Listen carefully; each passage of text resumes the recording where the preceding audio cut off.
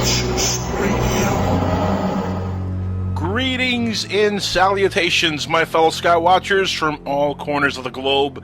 We're back live on air once again on this beautiful September 3rd, 2014.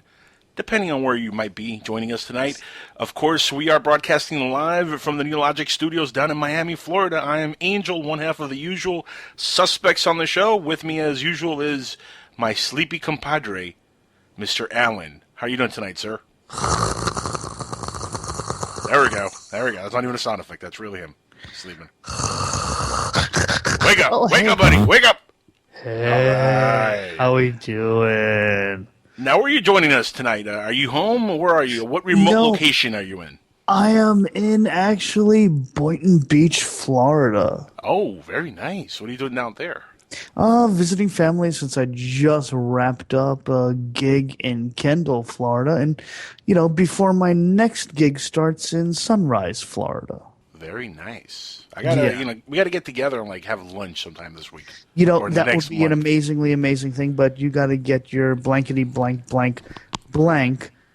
off of your chair. That's tough for me. I know it's you gotta stop wearing those Velcro chairs because you have such a hairy butt. I've been told. You've been told correctly, and you've only been told. You've never seen. Let's just make that perfectly clear for the listeners.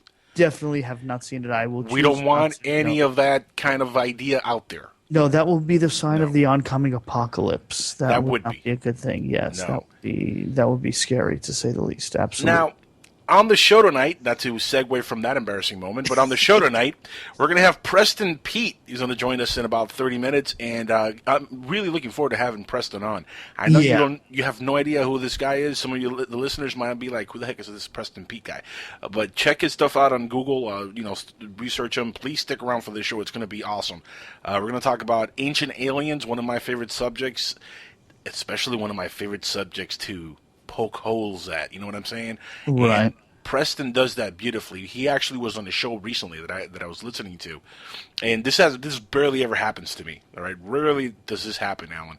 That I'm listening to a podcast and I'm just there minding my business, maybe smoking something illegal, I don't know, and I'm just listening. Right? Well, it won't be illegal for much longer, but that's a different story. So I'm there just listening along, and I'm listening to the conversation, and I'm so taken by what they're talking about that I have to actually call in as a caller. And I called into the show. It was Cancel the Cabal with Stephen Roberts. Props to him. He's a good guy. He's been on the show before with us. Right.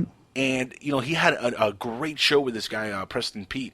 And I ended up staying for about 30, 40 minutes of the show. In fact, he even posted it on YouTube if I was part of the show originally, which is funny because I wasn't. I was just a caller. But it was such a great conversation with Preston. And, again, talking about ancient aliens, even though that segued all over the place, it wasn't just about that one topic. But tonight we're going to talk about that. In particular, some stuff that we're going to go over in the news that's been... It's been kind of a slow news week, so it's been kind of tough to really get good stories for the audience. But we have a couple good ones, and I'm sure Preston's going to have a little input on some of the stories we're going to go over. Real quick also, Alan. Yeah. Big news. Wanted to announce this tonight. Next week. Tell me. Everybody else don't listen. Tell me. This is just between you and I. Uh-huh. Like the Connie Chung moment. Remember that on TV? Shh. Don't tell me. Nobody's listening but you and me. Just you and I. All right. Starting next week, Alan, guess who's going to become a regular here on Skywatchers Radio? Do you know? I have an idea who you've been talking to. Oh, yeah. Who? Mr. Rojas, the famous, infamous, and very, very dead-on accurate Mr. Alejandro Rojas. That's right, ladies and gentlemen, and boys and girls, and small people across the land. Alejandro and anything in between, yeah. Exactly, A and B and C and everything. Alejandro Rojas from Open Minds himself is going to join us now on a monthly basis. 2 to 3 times a month he's going to be on the show with us. Of course, we only do 4 shows a month because we have, nobody's as cool as Jimmy Church. They could go, all 5 days a week and hammer it out. We're just not built like that. Yeah. Not yet. All in due time. Maybe soon. In due time. But he is going to be with us at least 2 to 3 shows a month, and he's going to go over some Open Minds related news on the show here with us, and is going to become one of our featured news correspondents on the show, which I'm really excited about. Me and Alejandro go back about 4 or 5 years now, and he's a great guy. So having him on the show here as a regular part of the show is really exciting. And I know you and him go back also. How long have you known Alejandro? Because it was funny. You and I lost contact for a little bit a few years ago. And one day, and this is the second time this happens to me. Well, actually, this is the prequel to the first time. Or this will be actually the first time. So what happened earlier with Preston was literally the second time, or the third, maybe. I don't remember. It's a lot of that illegal stuff going around here in Florida. But anyway, a few years ago, you were on the radio on another really cheap network. We're not going to name names here, but Right. you were on there as a guest. You were pushing this UFO Info weekend Right. convention that you were working on. Right. And I'm just listening in, and mind you, I had just started really getting into the whole internet radio stuff back Right. then. And I'm listening to your voice on Alejandro's show. I think it was UFO Think Tank at the time. It wasn't even... I lose track after a while, but Yeah, I think that's what it was. So I'm there listening, and I'm like, I know this guy's voice. Like, because I caught the show about 20, 30 minutes in, so I missed the intro and your name and all that stuff. So I'm listening, I'm like, this guy sounds so familiar. And then Alejandro's like, so Seth. And I'm like, wait a second. That's the wrong name. Alan. That's the guy. And I called in, and we talked for about 20 minutes or 10 minutes or whatever it was. And Right. next thing you know, now you're co-hosting a show with me, and Alejandro's going to be here with us as part of the show. I think that's going to be an amazing thing because he's always up to date on some stuff that we never get to hear about. Yes, and So it actually, I'm a little bit on the excited side. and just to also celebrate a little bit. This is going to help me butcher the English language a little bit less when I'm reading stories. So. Oh, yay. Really now? He's going to read you his news? I don't think so. He's going to make you read it. No, I think he's going to be reading. I'm going to make him read. That's going to be part of the plan here. Oh, that's part of the deal. Oh, Make him read. Okay. That's going to be a lot of fun. It's going to We'll be a lot see. of fun. All right. Now, we do have Preston on in about, 20-some minutes is going to be with us here. Excellent. And we have a couple of news stuff that we want to get through. Let's start off with this UFO report. Now, this is a UFO photo that was captured. And again, anybody who wants to follow along with us, go to our Facebook page, facebook.com/Skywatchers Radio. And check out the article in there. It's captured. It says UFO photo captured over Cinnamon Brow in England. Or Brow in England. Now, you saw the picture. I just sent you the link on this thing. Yeah, I did. And I'm saw saying balloon. What do you think? I don't know, because it does have some luminescence to it. Although I found it really interesting that they someone took a photo of a baby rattler to see if it matches. I'm like, I don't know. I'm trying to think. You know what it is about these pictures, and it's funny because you could do so much trickery with photography. Oh, yeah. You could literally throw like a baby rattle in the sky, picture it just right with some kind of a really good camera, and it might look just like that. So you might not be that far off. I don't know. It looks like a balloon, and I see a lot of like weird balloons that people put up in the sky, and it just from far away it looks. Are you trying to alien-ish. like one of those? I think a balloon clown that makes all those cool, like really weird balloon animals did this one and threw it up in the air. That's it. It's a possibility. It's a possibility. Now, the article goes to say here, it says, a resident of Cinnamon Brow sent a local newspaper an image of a strange object in the sky over his home. He and his wife saw several objects at first, but only one was left by the time he got his camera. Chucks. Only one was left. See, at least if you have several objects doing some wacky things, maybe I could believe it. And another thing, he snapped a picture. Why not video? I don't know. Maybe his camera wasn't. Was it a camera or a camera phone? I got no clue. If it was a camera phone, you might not have been able to do that. Well, it says here, Mike. This last name is weird. Mike Mayox. I guess that's what it is. Mike Mayox told this is Cheshire, or am I Cheshire? Cheshire, right? Cheshire. Cheshire. Anyway, this is why we're going to have Alejandro Rojas on the show from now on. Anyway, he told them that he and his wife spotted the object on Sunday around 6 p.m. over their home in Cinnamon Brow, which is on the east side of Warrington, England. He says that it says, my wife saw two of them at first, but I saw five before going inside to get the camera. However, by the time he was outside, he wasn't able to catch all five objects on camera. He says, by the time I came out, there was only one left, which I photographed using my super zoom camera, full zoom, he said. So super zoom, full zoom, and it looks like a balloon. Huh? No? I'm still not there yet. I'm still not. I don't know. I don't know if Well, it's real or not. he said, and he continued, he said, I have no idea of what it is, nor am I saying it is a UFO. Just some strange objects in the sky which appear to be moving very slowly, but were very high. I think somebody was definitely very high. There's probably a fully rational explanation, but I would be interested in knowing what they are, he said. Technically, the object is an unidentified flying object, so it's a UFO. It's a UFO, yeah. We can't identify it yet, Yeah, but we can't really say yeah. it. We can't say it's extraterrestrial or anything like that. Of course, that's what everybody's jumping on. Extraterrestrial. ETs. Well, It's always ETs. I'm looking at it. I'm just like, I'm still not there yet. I do see the baby rattle now that you mentioned baby rattle.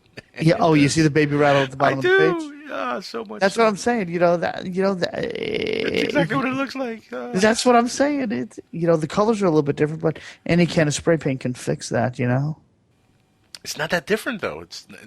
I mean, remember it's far away. Maybe there's a little sun hitting it. I don't know, but it's pretty damn close. Pretty darn close. So baby rattle. I call bat squatch on this one. What do you think? Are you there yet, or are you not there yet? Are you halfway there? I'm almost bat squatched.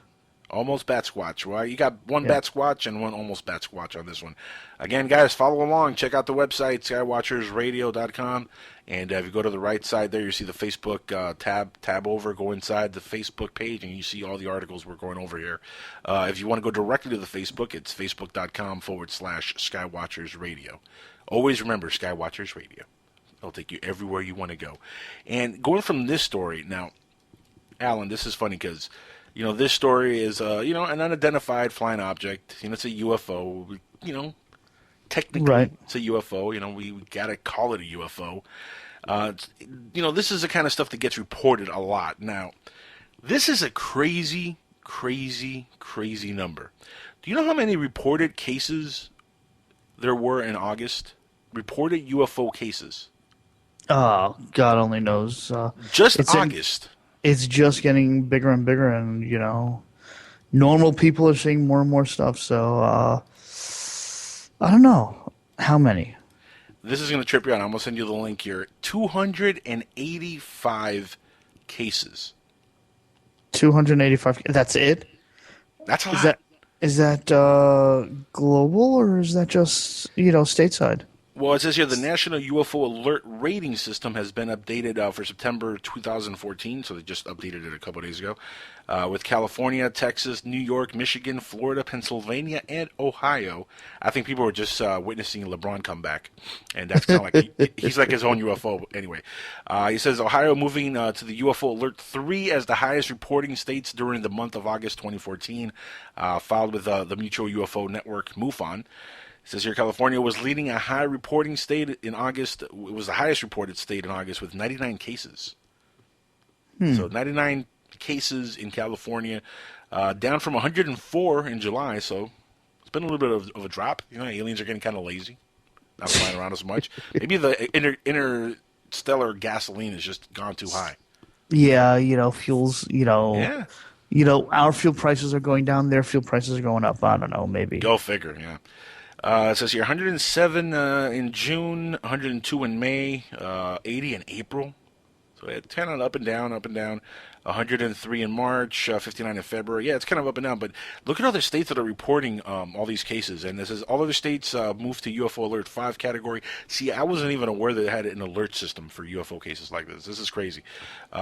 Category 5. I know I could download the app for, my phone for the terror alerts.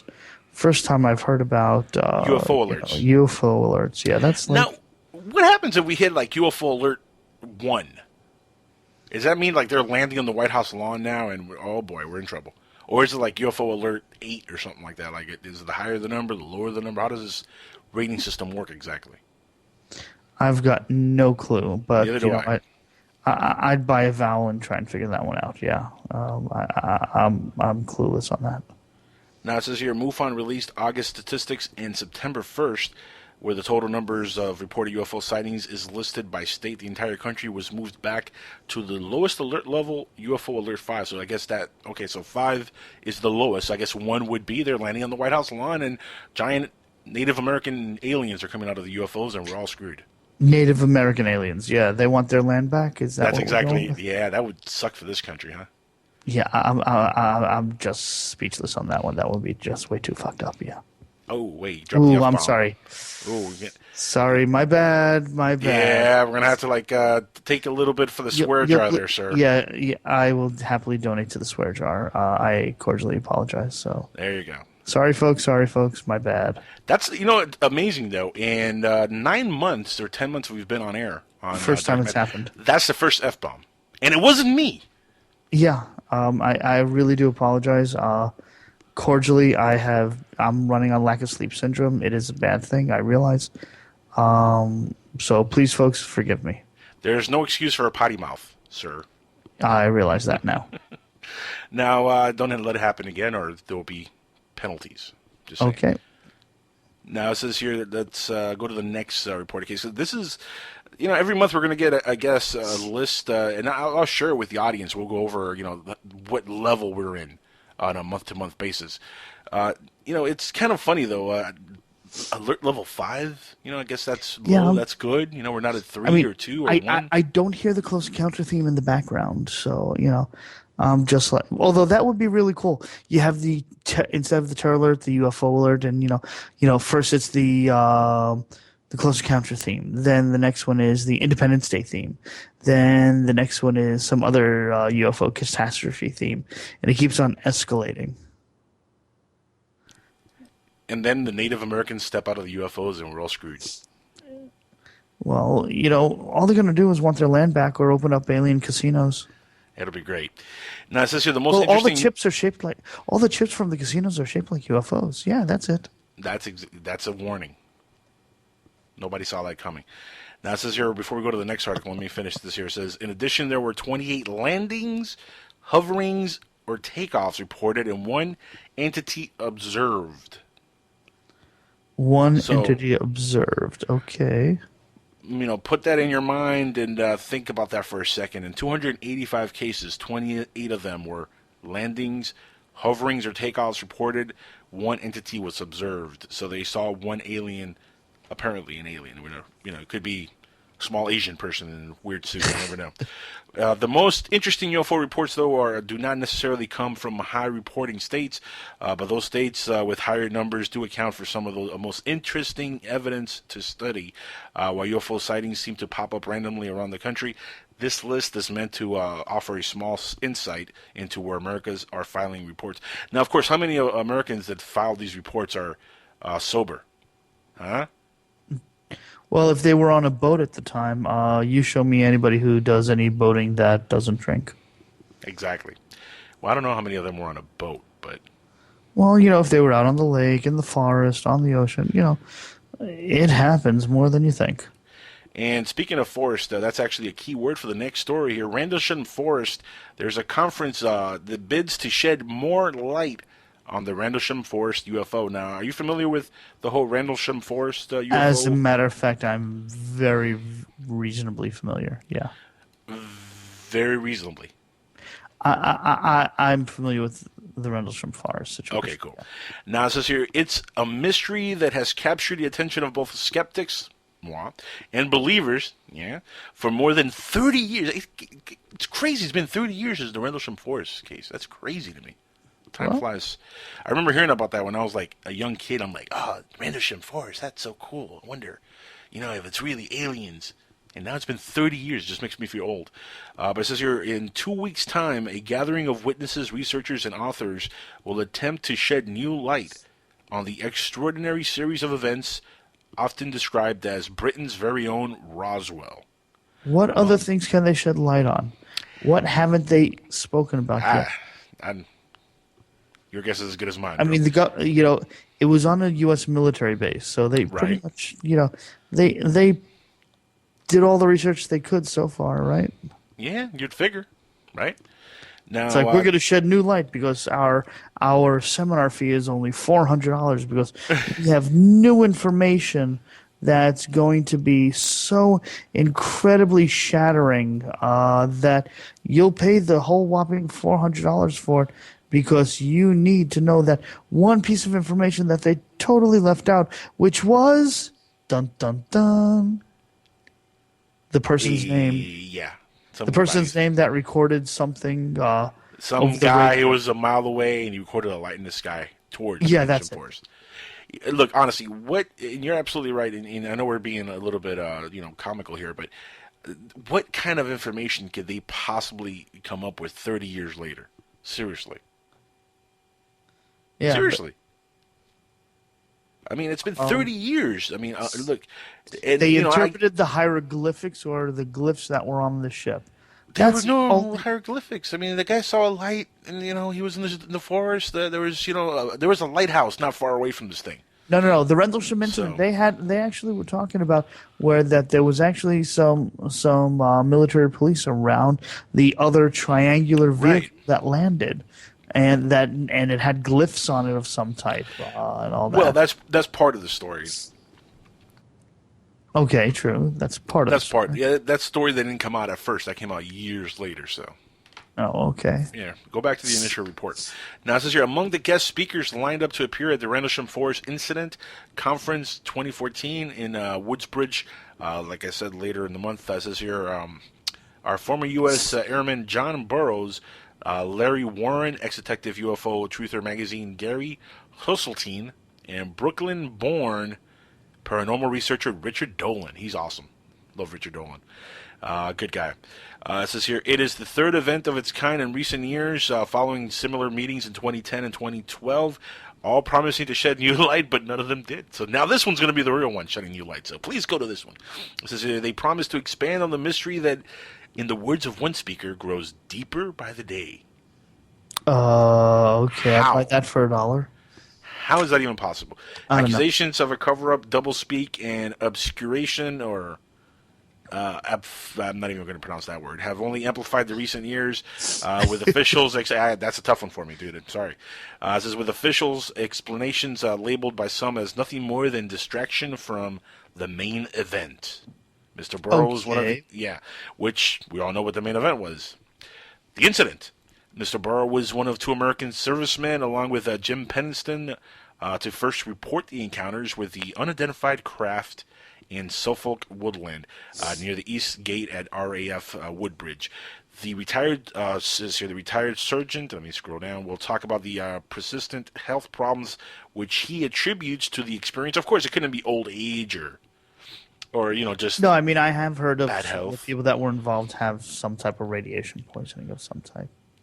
Well, couldn't it be the fish in that area? Maybe they ate some bad fish. No? Beats the blankety blank out of me. I don't Wish know. I would have used that blankety blank word earlier, but Sorry, I didn't catch myself.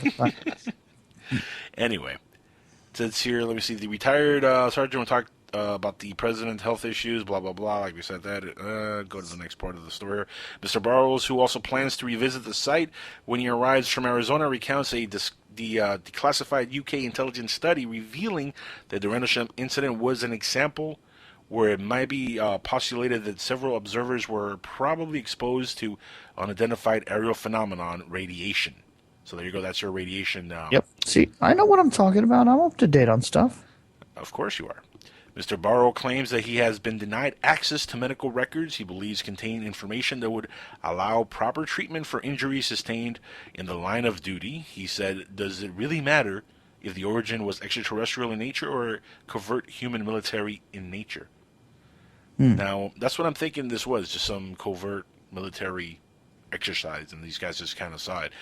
That's just my personal take. A lot of it, of course, is the mystery that's built over 30 years. You would want to think it's aliens, right? You would think. Makes the story a whole lot cooler if it's aliens. So True. I'm hoping when they discover it's aliens. But you know what? They're going to have conferences for this stuff for like the next decade and a half, and they're never ever going to come up with really any new information that they have not already shared with the audience. I mean, let's be real.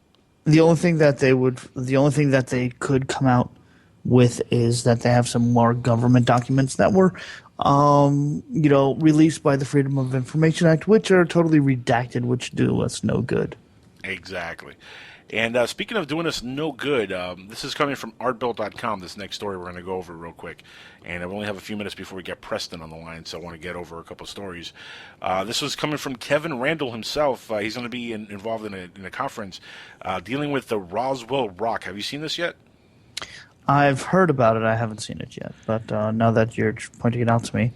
Now, again, this is from artbuilt.com, so you guys want to check out the website. Artbuilt.com has this posted on right now. It says, so now we have the Roswell Rock. What is it? Is it just a rock found in New Mexico with some sort of crop circle design on it that some think is beyond our capability to make? There seems to be no tool marks found under the microscopic examination. It seems to have some strange magnetic properties, and it was found within 25 miles of the site that is alleged to have contained alien bodies. Dun, dun, dun. It now takes place with all those other things that have been identified with Roswell, such as the Mexican Roswell, the British Roswell, the Chinese Roswell, the Russian Roswell. You get the point, like Randall Shaw. And a Roswell in a pear tree. Right. So it says here, stick Roswell in the name somehow, and you have built an audience, and you have a built-in audience. Even if the event or thing you are describing has nothing to do with Roswell or aliens or even a crashed spacecraft, right? It's just a rock. But stick this rock up there and say, hey, it's from Roswell. Hey, built-in audience, right? Yep, there it is, automatic. Yeah, you just got to put the name Roswell in there. So it says here, stick this rock up there with all the other failed artifacts that have been presented over the over the years, like the bit of debris announced with such fanfare in 1997 as materials with known chain of custody was announced, and that debris was debunked like immediately too. But it's funny because they do come up like every few years. There's like something different that comes out. Oh, there's a debris, or there's this, or there's that. Never pans out. Never pans out. Now this rock is interesting. It has like some kind of a crop circle looking design to it. It's a neat looking rock, but I don't know. Maybe it's a Chinese symbol seal for wax or something like that. I don't know. Could be. But I'll tell you this: one of the other articles that's across to your right on there about human farms looks interesting as well to read. Yes, actually, I was going to get to that next, so let's just segue over to that before we go to break. And this is also on artbuilt.com, and this is not UFO related, but it's a good closer for this segment. Check this out. Artificial human farms could wipe out animal testing in 3 years, the article says. It says, artificial humans are set to replace the controversial techniques of animal testing. Scientists have claimed the microchipped human machines due to be available in 3 years' time will remove the need for experiments. They claim the lives of up to 90 million animals each year, according to the Sunday Times. Artificial organs such as the lungs, liver, kidneys are already being used to test some cosmetics and chemicals and drugs. Now it says here, if our system is approved by the regulators, then it will close down most of the animal testing laboratories worldwide. That's a good thing. You mean we can't put lipstick on bunny rabbits anymore? You're a sick, perverted man. What? I always knew you had a thing for bunny rabbits. A tissue engineer from the says here, Tennessee University, Tennessee, I guess, in Berlin founded the tissue. That's kind of clever. Tissue, a firm behind the technology, and it says they anticipate human farms could be made up of hundreds of machines. Oh boy, the Matrix is coming, folks. The Matrix is real. Dun dun dun.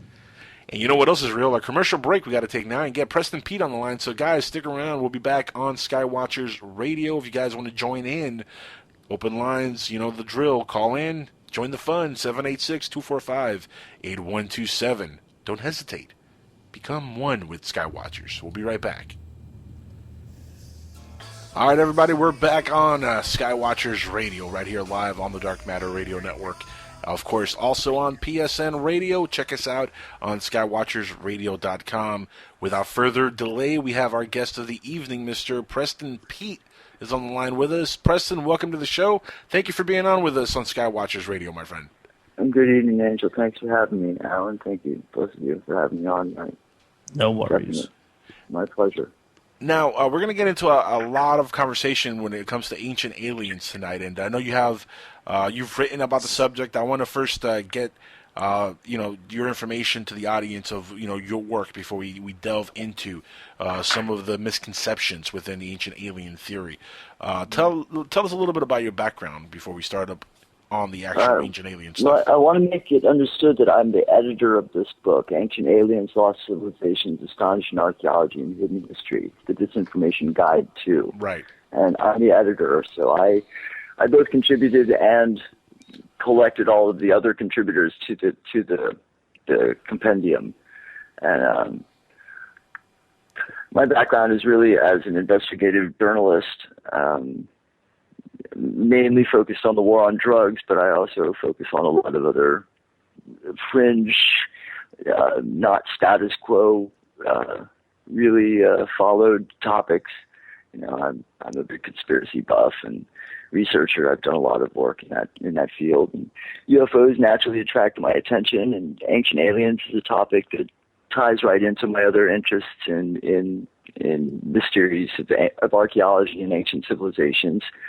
So I'm always fascinated by the topic, and I've been fascinated by the topic since I was a little kid. I remember being fascinated with the whole aliens bringing people back that they had abducted in Close Encounters of the Third Kind. I remember seeing that as a elementary school student and just being fascinated with it. And Eric Van Doniken was pretty prominent in my life around the same time. I was just becoming aware of his Chariots of the Gods and related topics like that. Nazca lines were another fascinating idea for me. So that really lit into me at a young age. And as I got older, I got the opportunity to collect the work of some of my favorite writers in the field of lost civilizations, as well as ancient aliens and ancient mysteries. And for my publisher, Disinformation, who had published my first book, which was on a completely unrelated topic, but also a fringe, unaccepted at that time. Particularly, it's not quite as controversial now with all the pot legalization going on, but it was pretty controversial at the time. Let me tell you, I still remember people asking me, "Do you really think marijuana is going to be legal in our lifetime?" And me being hesitant to say yes. Answering like I wish, I hope, and I, optimistically, I certainly hope so, but I don't want to say for sure. So when I had the opportunity to put this book together, I leapt at the opportunity.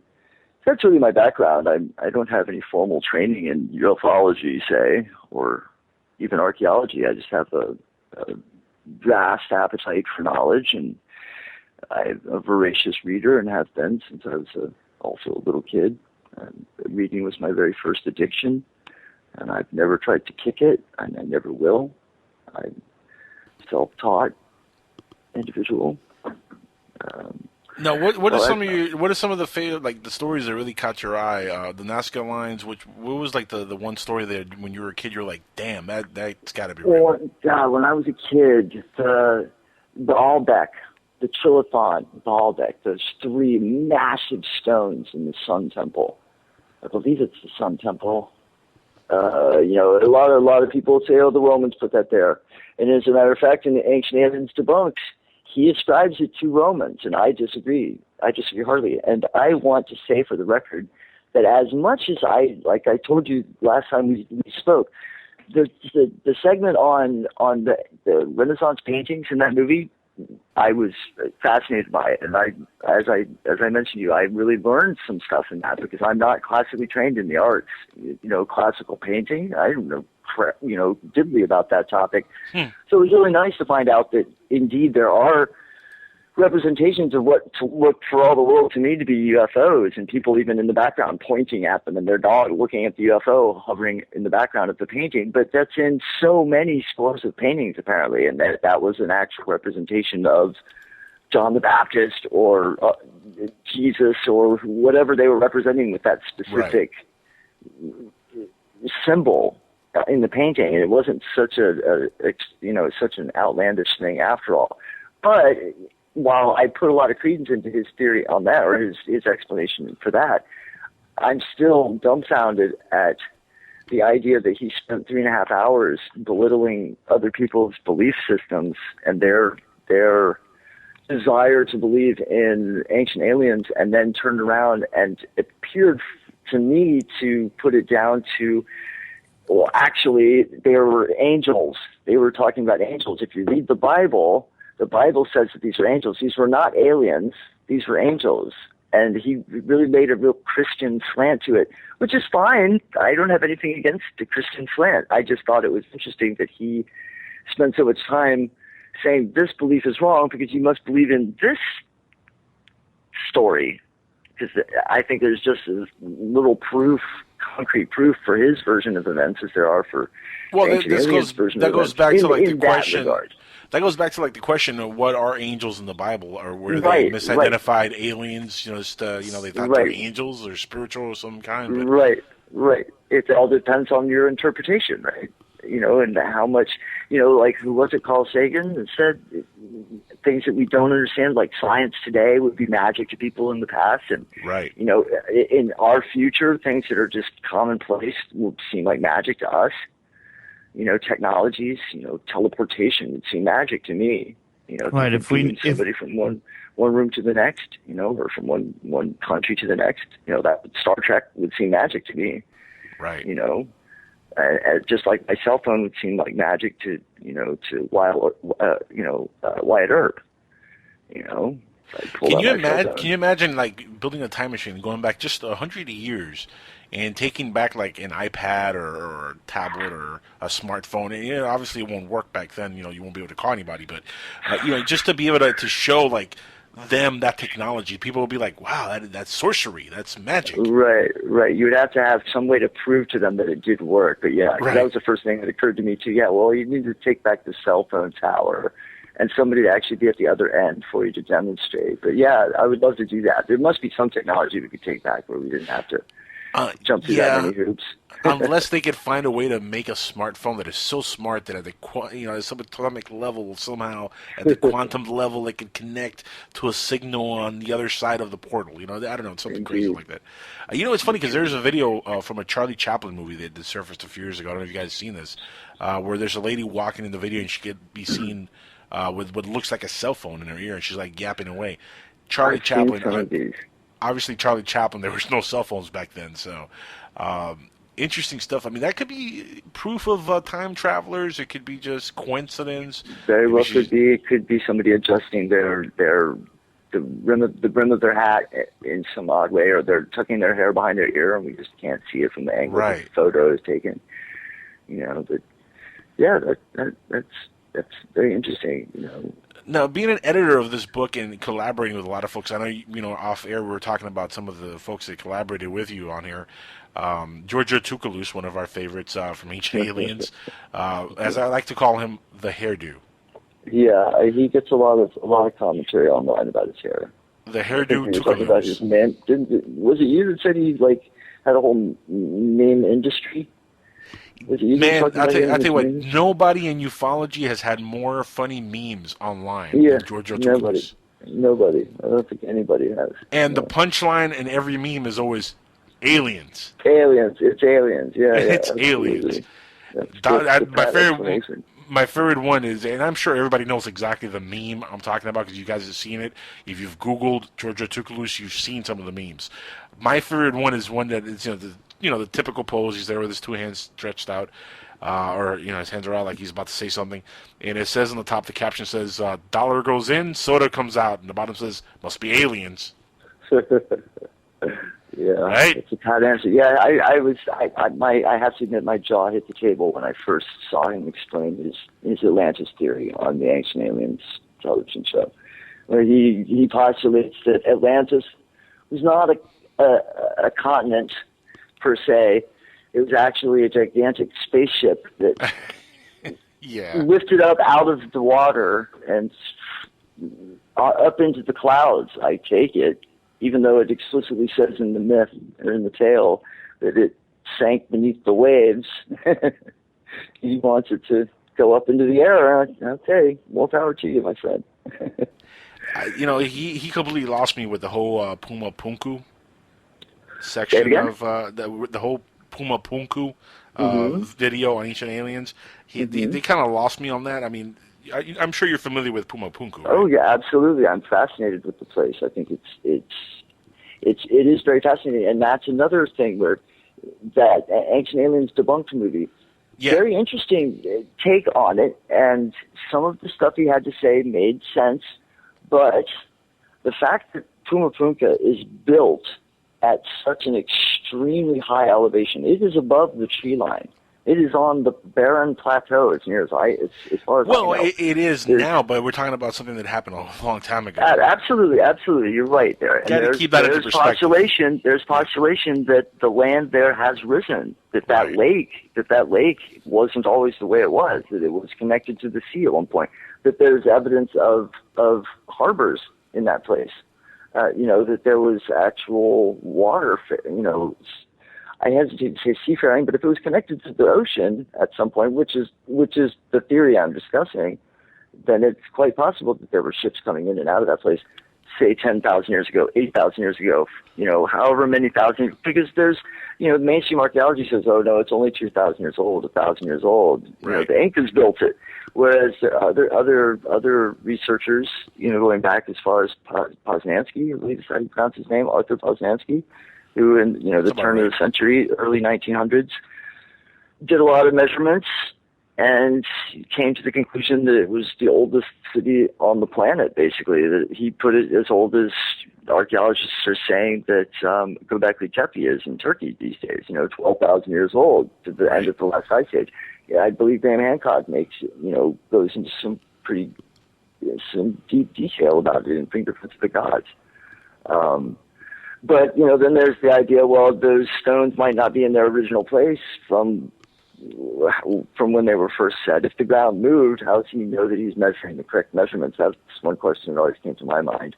If the ground rose or sank, it wouldn't. Well, that and also the adjacent towns nearby they've looted that area. I mean, they've gone in there and taken all kinds of things. They've gone in and gotten stone. Absolutely, They've taken a lot of stone away. Absolutely, just like they did at the Great Pyramid. They took a lot of those casings away. When the casing stones get damaged by an earthquake, it makes it a lot easier to just go and take stones. I mean, they've dismantled entire pyramids in Egypt, carted them away that we're just now finding out about. I don't know if you've seen that documentary about the Band of Peace. It's like one of those 4-hour documentaries about ancient Egypt. It's online. You can catch it on YouTube and stuff. And one of the episodes, I believe it's on that show, one of the episodes they discuss a pyramid that's like one over in that Band of Peace where nobody knows about it. There's no tourists that go there really, but it's an entire pyramid like the Great Pyramid, or it's not quite that big, but it's nearly that big, except that it's all gone. It's only the underground parts that are left to it. There's nothing above ground hardly at all left to this pyramid. Was it used for something else? Or the natives came and they took all the stone away and took it into Cairo, basically, and built up sections of Cairo or whatever city is right next to that. I believe it's Cairo. I believe it's still Cairo. I think you're right, yeah.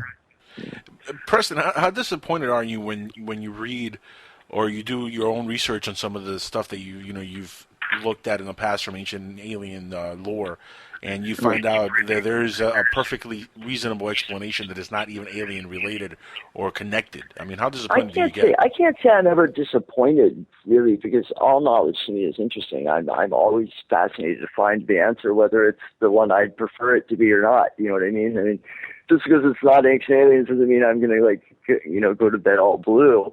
But, there are plenty of times I go, oh, darn, that's, I really wanted that to be aliens. Right. But, as I got older, I know the pyramids weren't built by aliens, or at least I've decided that the pyramids weren't built by aliens. Because I can't say I know anything. And that's well, let me ask you, if they weren't built by aliens, what are you saying is the date of when it was built? Oh, I definitely ascribe them. A lot of the architecture, I can't say all of ancient ruins, and even Giza Plateau, but I think that the Great Pyramid and the Sphinx are both examples, and the Sphinx Temple, in front of the Sphinx that's down, however many meters below the surface of the ground. I think that's a lot older than mainstream archaeology says this. I think that Robert Schoch was right. And didn't they carbonate the Sphinx and it was like more than 20,000 years old or something like that? What's that? Didn't they carbon date the Sphinx, or was it? Well, like they didn't carbon date it. You can't really carbon date a sculpture. Water date it. They decided, yeah, because the water erosion. Right, that's what it was. Yeah. Robert Schoch said 7,000 years ago. He wouldn't go older than 7,000 years at the time because there wasn't anything else on Earth that he could point to and say, well, it's, there's a precedent there. There's something. Wait till Antarctica melts, then we'll see some stuff. Right. But now they've got Göbekli Tepe, which is 7,000 years older than the oldest estimate of mainstream archaeology for the Great Pyramid. I mean, it's 5,500 years older than Stonehenge. In Turkey, this megalithic architecture, and I mean it's on a massive scale. It's an entire hillside, where they think it's 12 to 14,000 years old. I mean that's ancient. Those people weren't growing crops yet, according to the mainstream. They weren't domesticating cattle yet. They were barely civilized. They were hunter-gatherers, and yet there were, hundreds, if not thousands, of people congregating in this place in Turkey. At the end of the last ice age, literally, the ice age was still raging, and these people were gathering and constructing megalithic architecture on a major scale and transporting these stones miles and miles and erecting them and carving them intricately. I mean, it's fascinating. So there had to be I say that civilization definitely extended at least into the last ice age. There's so much evidence of modern humans to ancient dates. You look at some of the carvings that have been found, just like the little figurines that they can date, 40,000 years old. Some of these Venus carvings in Europe alone. Yep. I mean, that's ancient, and it might be Neanderthal. It might not be human. It might not be, Homo sapien, but it's still human. As far as I'm concerned. You want to freak out? Scientists recently found a pipe. Okay, it's a pipe for some kind of piping system. Oh yeah, in China, that is 150,000 years old. What? Oh, I totally missed this story. Oh, this is a crazy story. Look, check this out. It says here, 150,000-year-old pipe baffles scientists in China. It says out of place in time. That's the article. This is a crazy story, and it looks like a water pipe or some kind of a pipe from a piping system. And they had a whole row of them they found in China a while back as well. A bunch of them. And now we're talking about pipes that are 150,000 years old. What does that say about mankind on this planet now? Look, it's been my theory for a long time, guys, that mankind has evolved on this planet for a lot longer than we've been given credit or even given knowledge of. And we've evolved several times. Maybe when an ice age comes, we have to kind of like live a certain way until the ice age goes away. Because the planet goes through this climate change over and over and over. It's a cycle, it just keeps happening. I don't think that we cause global warming. Absolutely. In fact, I saw a video a couple nights ago which made me crack up. Check this out. It was about what's his face? Al Gore. Al Gore, exactly. It was a video with Al Gore where he was saying 7 years ago that in 2014 the ice caps are going to melt and we're all going to be underwater.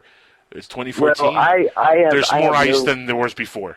I have no qualms. I have no qualms personally taking partial credit for global warming. I have no problem saying, yes, my contribution has definitely been average for the last 40-something years. I've definitely been working hard at warming the planet, and I probably will till the day I die, and so will the rest of humanity. But you're right in that there are cyclic occurrences of ice ages and warm spots, and that we extend so much further back because there's like Barbara Ann Clow wrote in her classic book, Catastrophobia. We are a species with a catastrophobia, a phobia of catastrophe. We don't like to discuss catastrophes. The idea that we can get wiped out in an instant by either a mega volcano, a tsunami, or an asteroid strike that hits us and decimates us. We have a calamity that's on such a large scale that the only people who are left are people who are, say, uncontacted tribes in the Amazon. These are the only people that manage to survive. This is obviously a pretty extreme postulation, but I think it's quite possible, considering the time frame that we're discussing. if there's a 150,000-year-old pipe system that they've found now in China, say, okay, or this pyramid in Gunung Padang, I think is how you pronounce it, that Graham Hancock You're asking the wrong person for pronunciation advice. Yeah, I think it's Gunung Padang, and Yeah, it's in good enough for me. I believe it's in Thailand. It's in Indonesia, excuse me. That's Thailand, right? Is Indonesia Thailand? Yeah, close enough. Sounds right. It's pretty close, yeah. They have a pyramid there that they think goes back to about 22,000 BC, perhaps. If their dating winds up being confirmed, and this is another one of these oldest structures now on the planet that they're thinking, and there's been a lot of postulation about that part of the world seeing hundreds of square miles of land, if not thousands of square miles of land, disappear at the end of the last ice age. Yep. So that so much of what they may have constructed is now under the ocean. It's under the waves. So we're not going to see it. You look at Nan Madol in the South Pacific. Like I said, I'm waiting for Antarctica to get... right. That's great. Yeah, absolutely. Antarctica is a perfect example. It's quite feasible that that's a landmass that at one time, I mean, haven't they discovered forests, petrified forests in Antarctica? I could swear that they found, like, fields of petrified tree stumps in Antarctica. Well, I don't know about Antarctica, but check this out. It says here in a mysterious pyramid in China. That's where they found these pipes in a pyramid. So let's keep that into perspective here. It was near a pyramid. It was in a pyramid. Okay. Right. So it says China's Qinghai province. It says here near Mount Bangong. That's what it says here. Are these caves filled with these pipes leading to a nearby saltwater lake? So these are definitely, from the looks of it, they're water pipes. Right. Wow. These folks had water pipes. I mean, they had running water. And they're iron pipes. The iron pipes, which would last 150,000 to 200,000 They're not years. even clay. They're like iron, smelted iron. These people were creating pipes with iron, folks. Okay, That's they had incredible. Technology beyond what we give them credit for. And this is, and going back to my statement earlier that we've evolved several times, and I believe this wholeheartedly. A lot of the lore, like Atlantis, for example, Atlantis could have been somewhere like in Africa, could have been Atlantis for all we know, or somewhere in the Middle East for all we know. After the evolution of the planet and things happen, Ice Age come and goes. It actually reminds me of your comment about all the Roswells around the world, the Chinese Roswell and now we have the African Atlantis and the Atlantis in America. I actually published an article in my book that we're discussing sort of. Atlantis in America, and because I'm fascinated with the idea that he meant, Central America and northern South America, even North America. I mean, you look at all of the ancient dwellings. Poverty Point in Louisiana, it's just like nearly, between a quarter and a half mile in size. This huge amphitheater-sized structure, or amphitheater-shaped structure that's. It's a mound, but I think we were discussing this the other day on the other program. Mm-hmm. These mounds seem like, it's really low tech, but in actuality, it's not just piling on baskets of mud. It's piling on baskets of mud on top of clay, on top of pebbles, on top of grass, each layered so that it's specifically engineered to allow water to seep through it and not erode away the mound, so it does last for a few thousand years. So we're still watching, we're still walking over them and having to, move them to put our highways through and our golf courses and whatever else we have to do to destroy them to put our civilization down today. These structures, maybe that's what he meant when he was talking about Atlantis, that it disappeared, because Cuba and the Bahamas that's another region that lost a lot of land at the end of the last ice age. Correct, yeah. I'm not saying that is what Atlantis was. I just have always been partial to that theory. I think it's really I would not doubt it. And it's not because I'm Cuban, but I would not doubt that Atlantis was somewhere near Cuba. Well, you look at all of the stories that the conquistadors brought back. Mm-hmm. The initial contacts where they ran into seagoing canoes that were, they they labeled them rafts, and they were really like looking down on them. But in actuality, these rafts were a lot better made than the caravels that the conquistadors arrived in, seasick and scurvy-ridden. And these people had built these very intricate, very highly, technologically designed rafts that allowed the water to just flow through them and not swamp them and not sink them. And they used these, instead of the keels, they used, I forget what they're called. They're large flat stones that they would slide in and out of the raft at different points to use as a keel instead of the actual firm keel that they build into a ship today, or that the Spaniards were doing, which allowed the ship to roll a lot more and make them all seasick and stuff. Well, these boats that the Indians were cruising around miles from land. I mean, they couldn't see land. The first Indians that the conquistadors ran into, I think who invaded Peru? Not Cortez. God, I can't believe I'm blanking on this. How embarrassing. And you're the editor. I know. It's really embarrassing. We're going to have to come back to this. But those Spanish, or when they first ran into Indians, it was offshore, out in the water, and they killed most of them and kept a few of them captive to use as interpreters when they actually made landfall. Pizarro? Is Pizarro who conquered Peru? I believe so, yeah. It's really embarrassing. I should know this. It's one of my favorite topics. I'm really embarrassed. Well, here's the question, though. I mean, let's it's go back that to lack of sleep syndrome. Excuse me. Go ahead. Yeah, you're having the same problem that Alan's having over there, lack of sleep syndrome.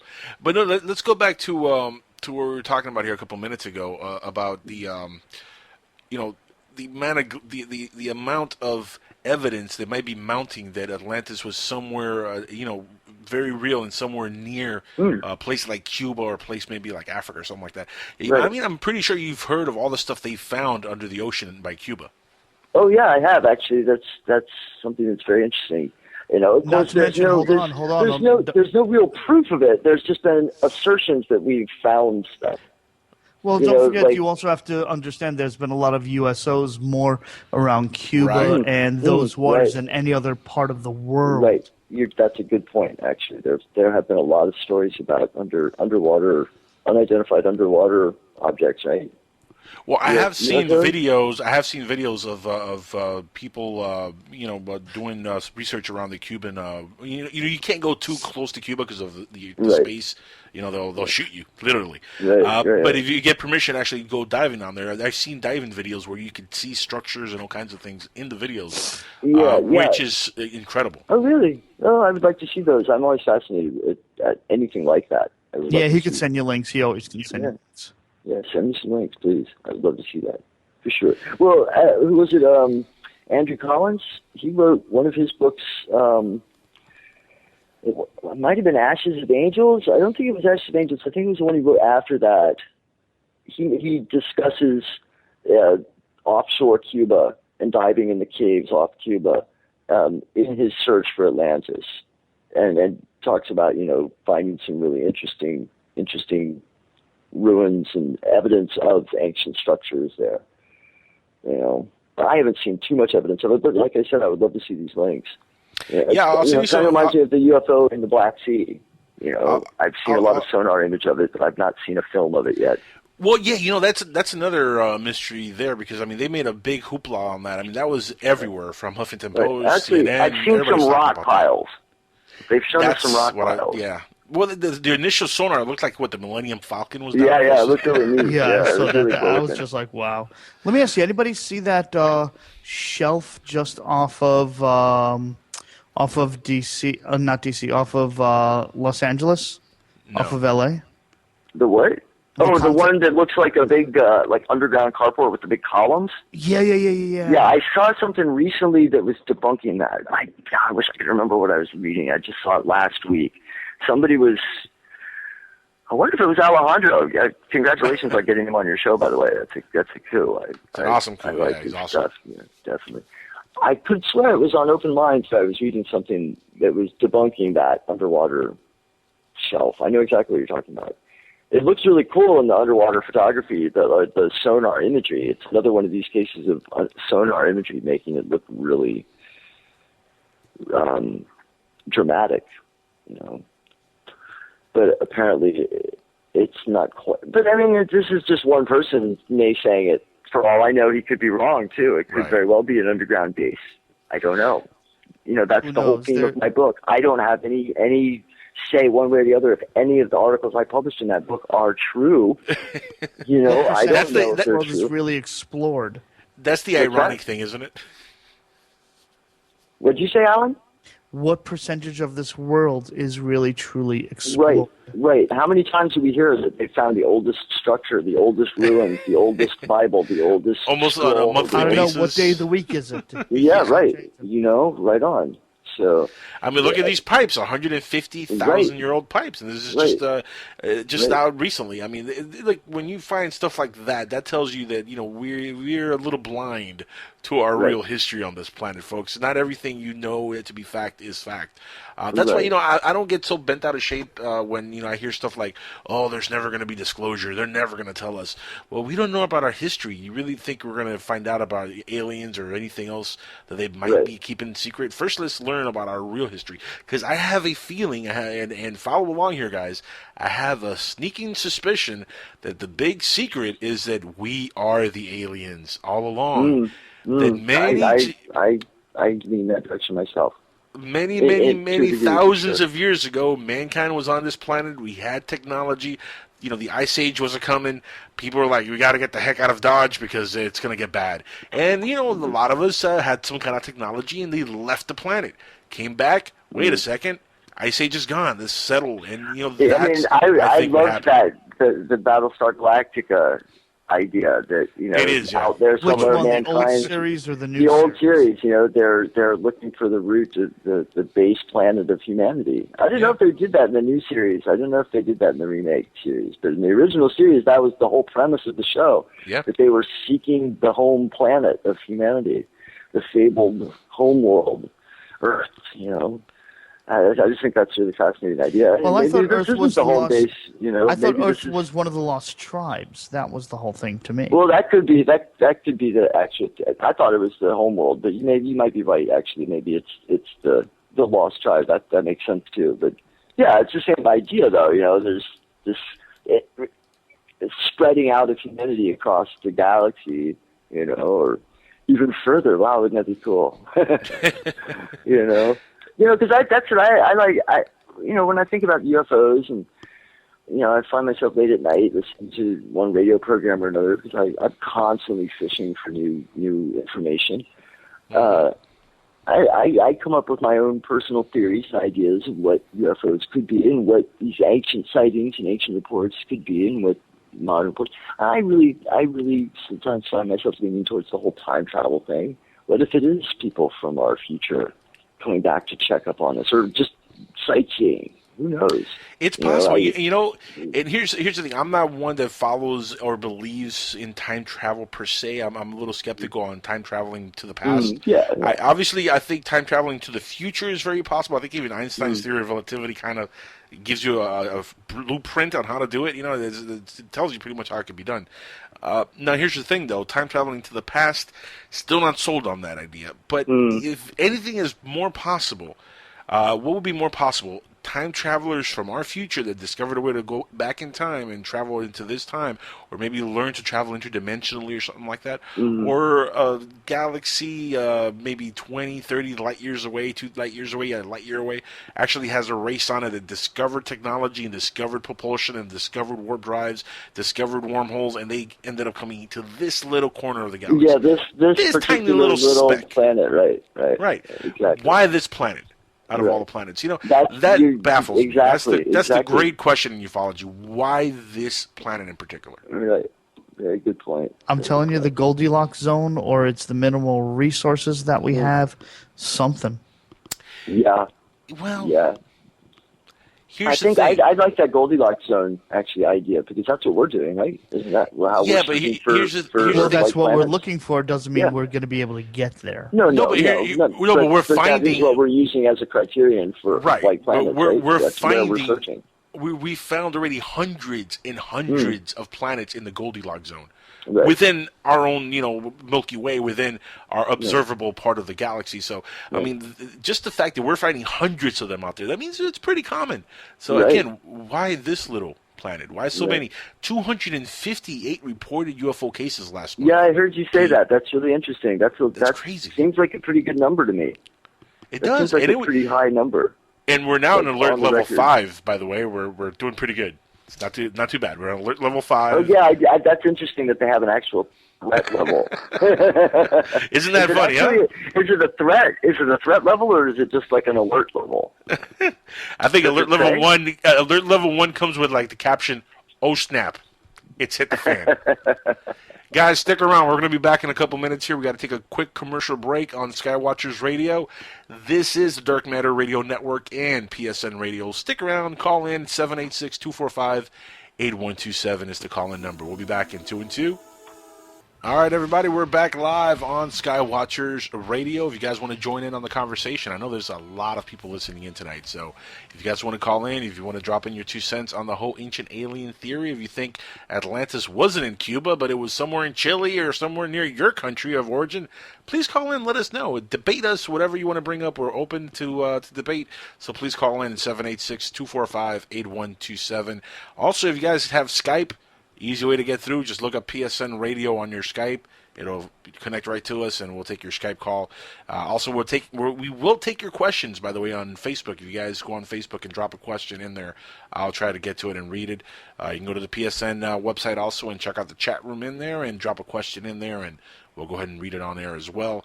Now, getting back to the conversation with our guest, Preston Peet here, who is, of course, the editor of a book dealing with the ancient astronaut theory, and ancient astronauts and ancient aliens and all kinds of ancient stuff. And, of course, we're talking about the ancient pipes found in China.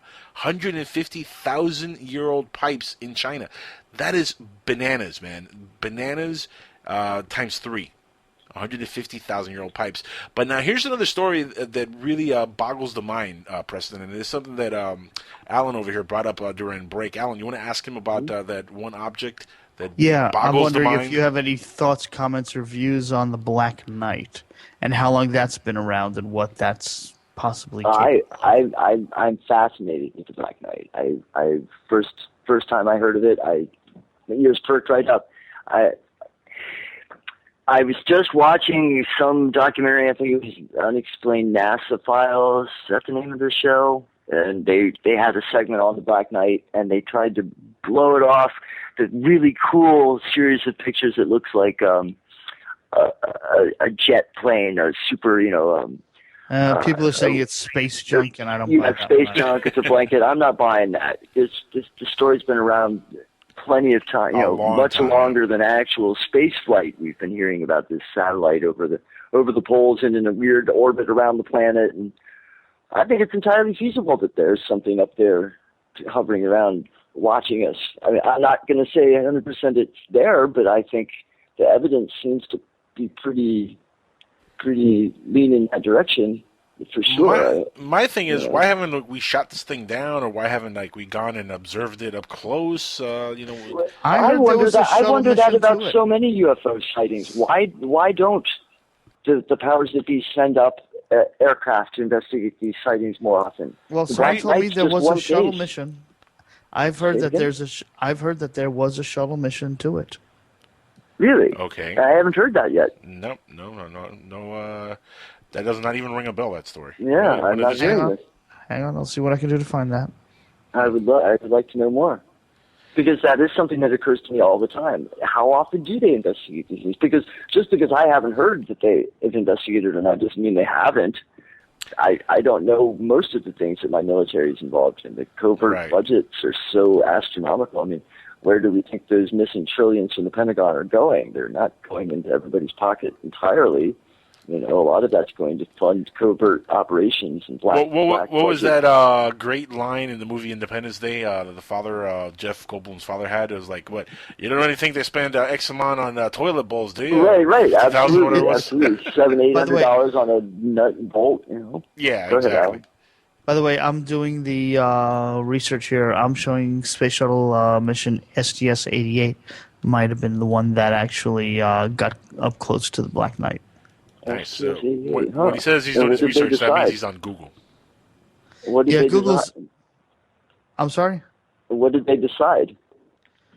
Well, it's NASA. They're not going to tell you anything. Yeah, never a straight answer. They Preston. didn't disclose, huh? Nope. Never No a disclosure. straight answer. That's what NASA stands for. Well, I'm leaning towards it being a real phenomenon, that there really is something up there, that it's quite possible that there have been, or at least has been, a mission where they have specifically said to somebody, okay, it's time for you to go and film the Black Knight thing that's out there, and they closed in on it using radar, because don't they track asteroids and other space junk floating around that might You would hope so. Why wouldn't they be able to track this mysterious satellite? I mean, it can't just, unless it really is appearing and disappearing from radar. I mean, maybe it is that mysterious. Maybe we can't track it. Maybe it is an alien spaceship. I mean, but here's the thing. But they got pictures of it, though. If there's pictures of it, and from my understanding, even like amateurs have been able to capture this thing in space. Absolutely. So it's not only NASA's been able to photograph this thing, amateurs have been able to do it as well. So if that's there, you're able to capture it on video and film.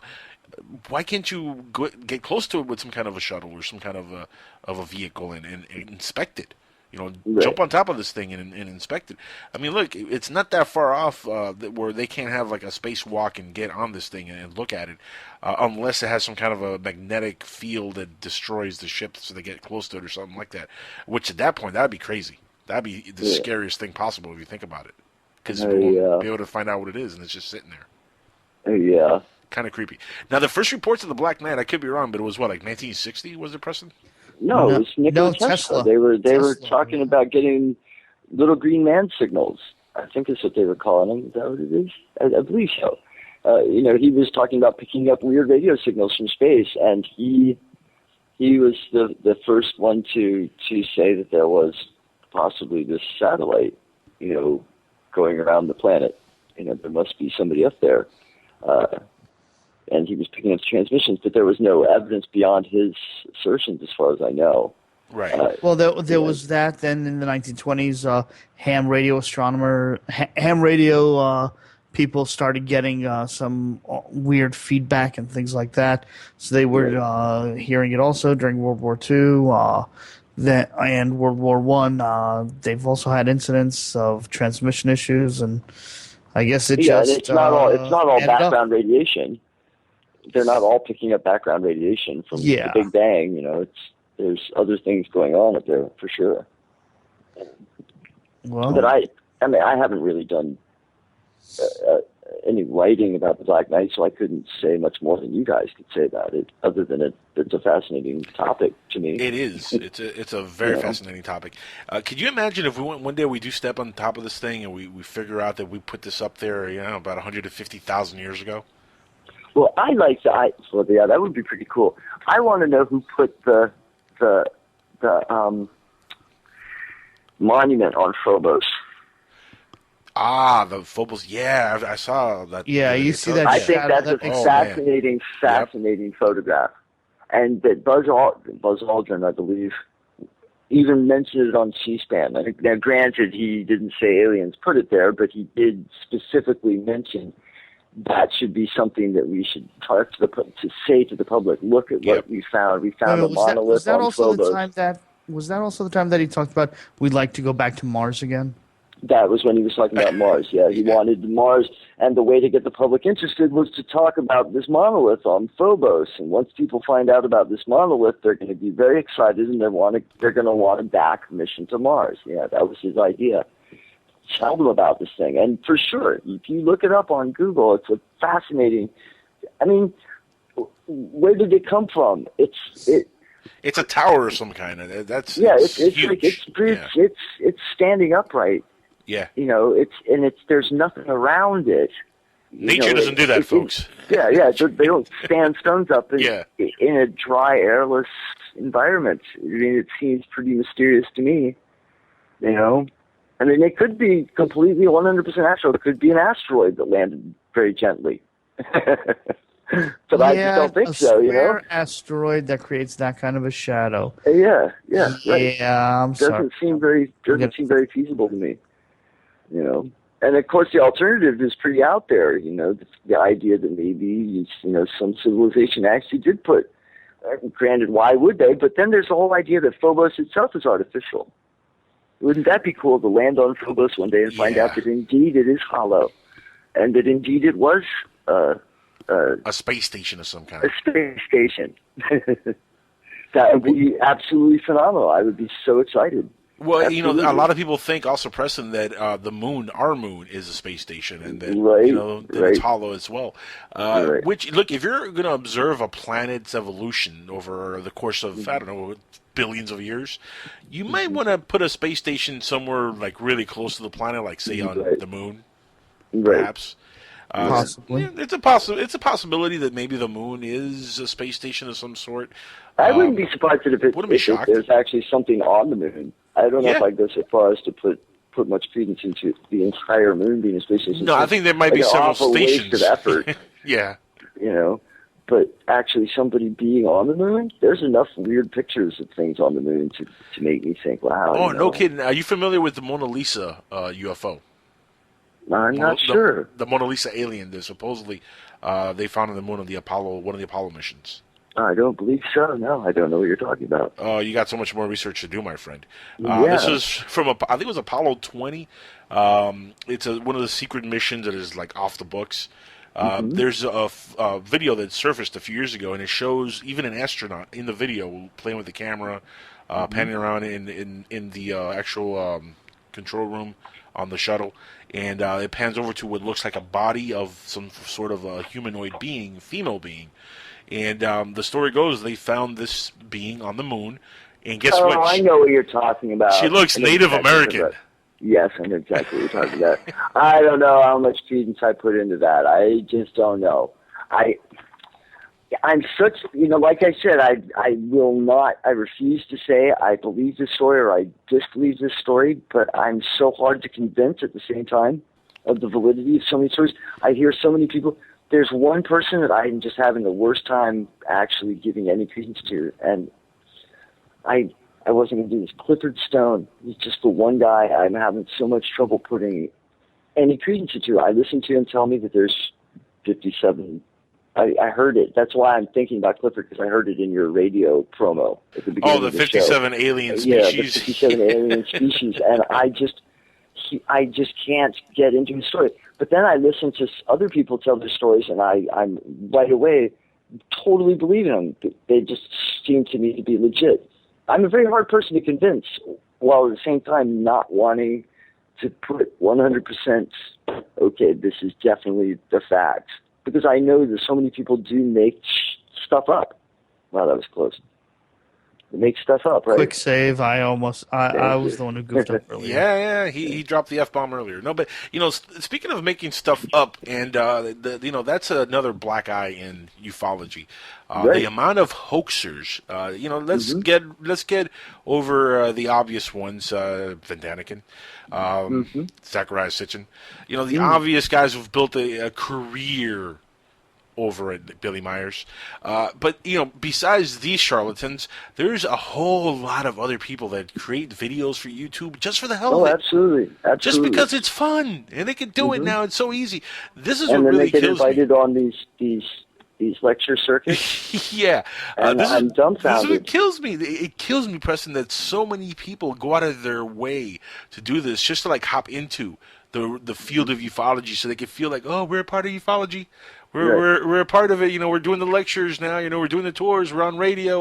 We're on podcasts on the internet. It detracts from real research that's going on, and I really wonder how much of it is psyops, operations, stuff that's designed to make us distracted from the legitimate research that goes on. Richard Dolan, you guys mentioned him earlier. I too am a fan of Richard's. I think that his work should be much more mainstream. It's fascinating. I agree.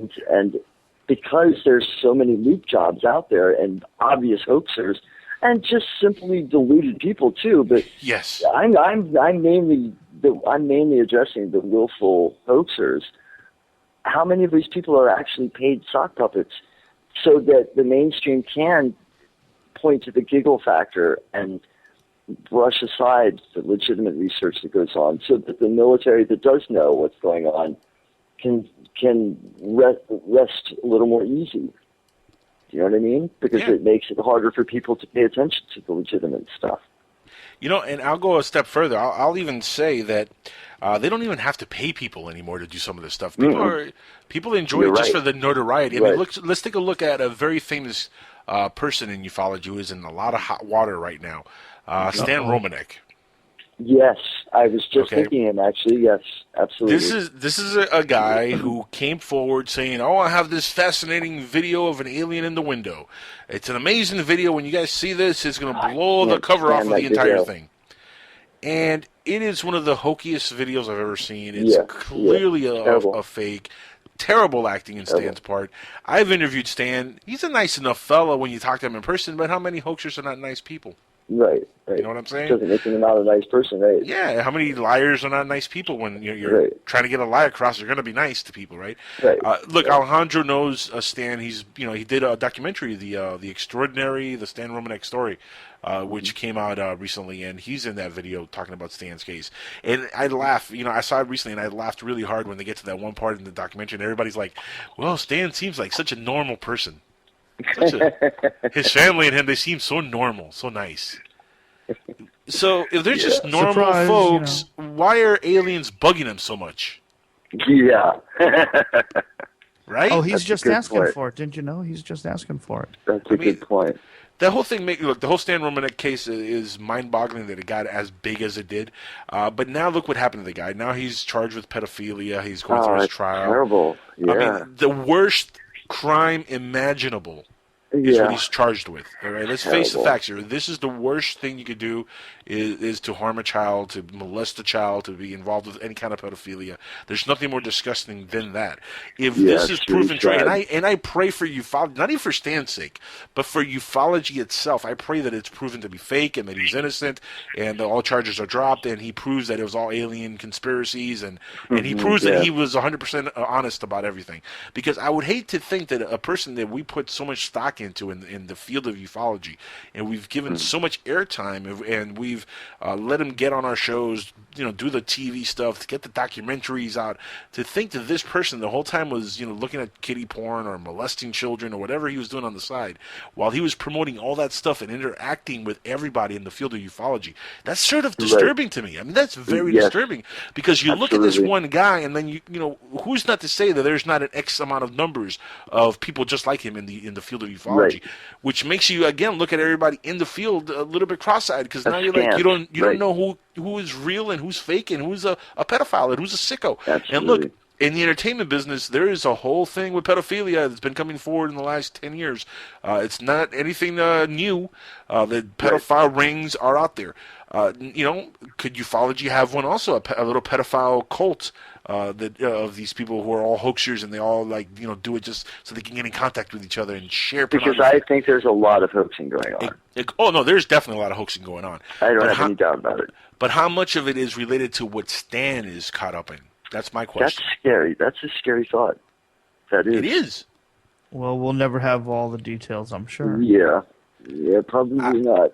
I would hope so. I would hope that one day we do have all the gory details and we find out who all these culprits are, behind the scenes. Because look, if he was caught supposedly sharing documents and stuff like that, and if this is the case, that means there are other people that he's sharing documents with, right? Right. Mm-hmm. Who are these other people? Right. My question is bigger than him getting arrested. Is why haven't other people been arrested? True. Well, maybe he's not connected to other people. Maybe it is just a little thing with him and his family. Because I think the only other person that knows is his wife, or that has been alleged to know anything is his wife, right? Right. Yeah, Lisa. Which, by the way, she's done a great job of PR, just continuing the ball rolling on the whole Stan Romanek case, and it's like nothing ever happened. If you look at her Facebook or whatever, it's like nothing happened. Everything's still cool. We're still promoting the documentary, the books. By the way, donate some money because we're broke. I mean, that's pretty much what you see now on her page. Right. But look, if I was involved with a family member who was accused of pedophilia, believe me, the last thing you're going to see me do is post stuff on Facebook about, like funny icons or funny news from the news or anything that's controversial in nature. I might shut everything down and focus on my family member and see what went wrong there, and worry about that, not worry about ufology. Because it makes for a very depressing situation in the whole UFO field. How do we get attention back on UFOs and not on the pedophile? Yeah, and unfortunately, he's not the only person who's ever been accused of this stuff. That was even a gag in the X-Files movie. Remember that, where I think it was Martin Landau, was his name? One of the characters in the movie. He was accused of pedophilia. And he's like, oh, what is it, the kiddie porn again? I mean, it's kind of like the running joke also in ufology, so you got to keep that in mind as well. This is where I'm kind of 50-50, and I'm hoping that it's fake. I'm hoping that he's innocent. Yeah, well. Hoping amongst hope. We have to wait and see. I'm not gonna judge anybody at this point. No, we got to give him his due process and let him go through his trial and prove that he's innocent if he is innocent. You know what I mean? And that's good. Look, if he is found guilty and all the evidence comes out and it's really, really gory, that cannot be good for the entire state of ufology. I think we have to evaluate who we put out there a little bit better in the future. Just have a little bit of detachment, Yeah, a little bit too much. I don't know, the Stan Romanek case really, it depresses me. It really does. Depresses the hell out of me. Yeah, but here's as you said earlier, if there's no one else that they're going after in the community to arrest, it sounds a little like a plant. Interesting. They're not seriously. They're obviously he's not cooperating with the law enforcement because he's got no information. He can't roll over on someone else. We don't know if he's cooperated or not yet. I mean, there's been no news has come out since the arrest. It's been very quiet. So who knows if he's snitching on people and talking? I mean, we have no idea until this thing becomes a trial. If it ever goes to trial, I mean, this could end up like the R. Kelly debacle. Yeah, right. You know what happened you throw enough money. Yeah, you know what happened? You throw enough money at it, it goes away. Exactly. Now, I don't know if Stan has that kind of money. Maybe. Yeah, I was just going to say, I don't think Stan has that kind of money to throw much money at this. I don't think he's going to be able to throw money until it goes away, unfortunately for him. But, how do you feel? I mean, do you feel, because I don't know if you've seen all the evidence, but do you feel that maybe Stan at first was really experiencing some kind of alien connection, abduction or scenario, and then he kind of fabricated a lot of stuff later on? Or do you think it was all fake from the beginning, or what are your thoughts on that, Preston? Personally, I like I said, I don't really want to judge anybody, but I've always been kind of leery. There's some people that strike me as really shady. Stan Romanek is one of them. That video, as soon as I saw that video of the bobbing head in the window, I've never been able to put any stock into anything Stan Romanek says whatsoever. And there's other people like that around in the field that I just can't put any stock into whatsoever. And then there's others who I watch tell their story who I don't have any problem believing for 1 second. Those old women with their little kid in Texas years ago when I was a kid that had the UFO fly over, escorted by all the helicopters, and they came down with all the radiation sickness. I'm 99% sure that was some kind of military operation. It was probably a military craft that flew over their car. But it was something very real. I believe those people when they tell their story. I see the evidence on their hands, their swelling and their sores and the sickness. And I've seen doctors' reports. They got very sick. I've seen the kid now grown up. He's in his 40s now. I think he's my age, and he's very sincere. He just wants answers. He wants the military to come out and tell him what happened. I believe him every step of the way. Yeah, and then there's people that are there are some that I don't know what to think. Who was the guy from Area 50? Bob Lazar. That guy seems so believable. I hate this. I might be being taken for a ride, but I so badly want to believe him because he just tells a really good story. He really does. He might be a complete flim-flam artist, but darn it, he spins a great yarn. If he's making that up, he's right there with Daniel Webster. I mean, he's a storyteller extraordinaire.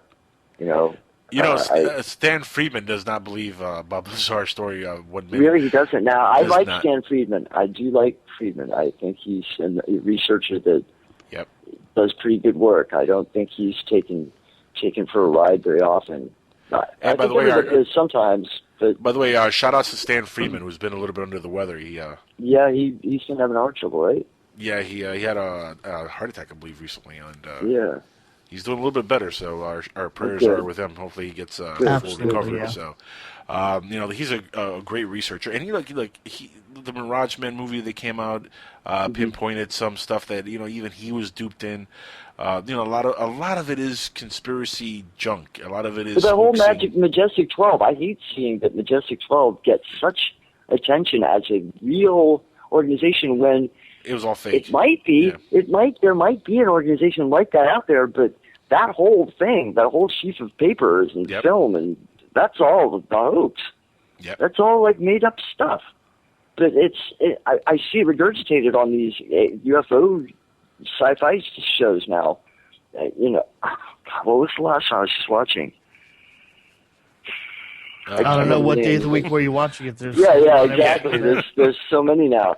But it was just they share the room full of suits around a table, and they're talking about Majestic 12 and the various big names that were on the panel or in the organization. And I'm like, no, this is not real. This is fabricated. This is fiction. Yep. But that doesn't mean that there isn't an organization up there.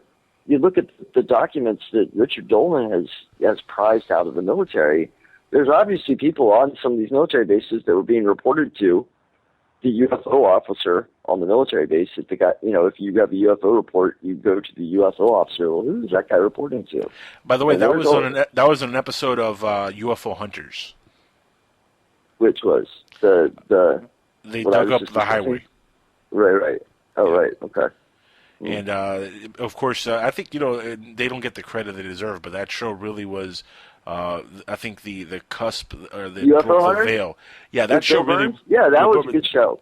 That was the show that really broke through and made made it possible for History Channel and those kind of channels to really expand on this subject and put these kind of shows on the air. And they did a really good job on that show. Yeah, they did. I think they kept it from being overly sensationalistic very well. Yep. Great job. You're dealing with real researchers also. Bill Burns is a hell of a real researcher. Right. I know that for a fact. I produce the guy's show on Monday nights. Right on. Working with him alone will tell you, that he knows what he's talking about just by listening. It's funny because we get into conversation sometimes, Preston, and I just I tune out. Like I completely just mute myself and I just sit there and listen. I don't even want to say anything. I just want to hear the information because it's so much information that this man has. That's great. And legit researcher, and again, that's the show that really made it possible for a lot of the shows like Ancient Aliens and all these other shows that are out now. Absolutely.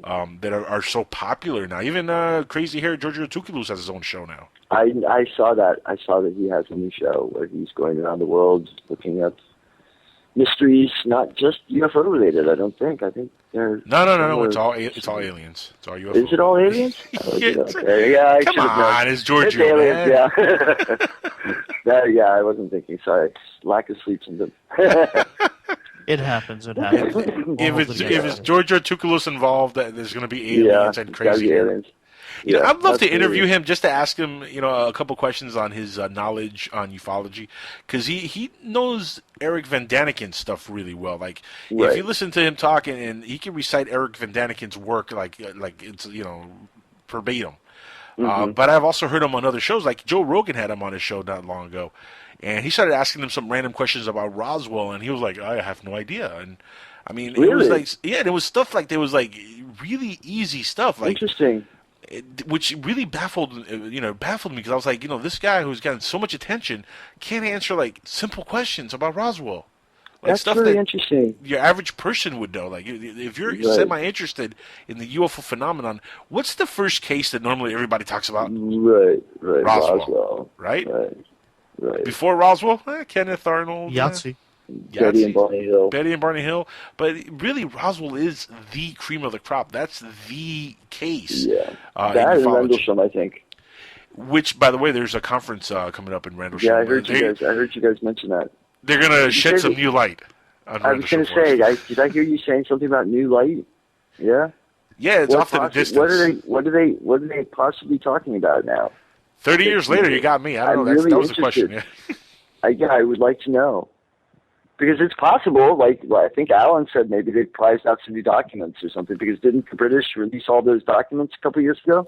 Yeah, but what possible documents could they possibly release? Oh, a guy came forward saying he saw a light at the corner of his window. Well, you didn't know about the radiation until tonight, did you? I had heard about the radiation, but I didn't know it was that spread. I heard there was radiation on there, but I didn't. It's the first I've heard tonight that there was an actual British military report. Isn't that what you said, Alan? That there was a British military report talking about radiation. I didn't know that until just now, until tonight. So that's new for me. I would like to know more about that, actually, because I know a lot about the story. I actually had lunch with the guy who wrote Left at Eastgate when he was first publishing it years ago, back in, I guess, the end of 1999, maybe 2000, somewhere around that, maybe 1998 or 97 even, I don't know. Was it that long ago? It's a pretty long time ago now. I just remember having lunch with him, or brunch, here in New York City.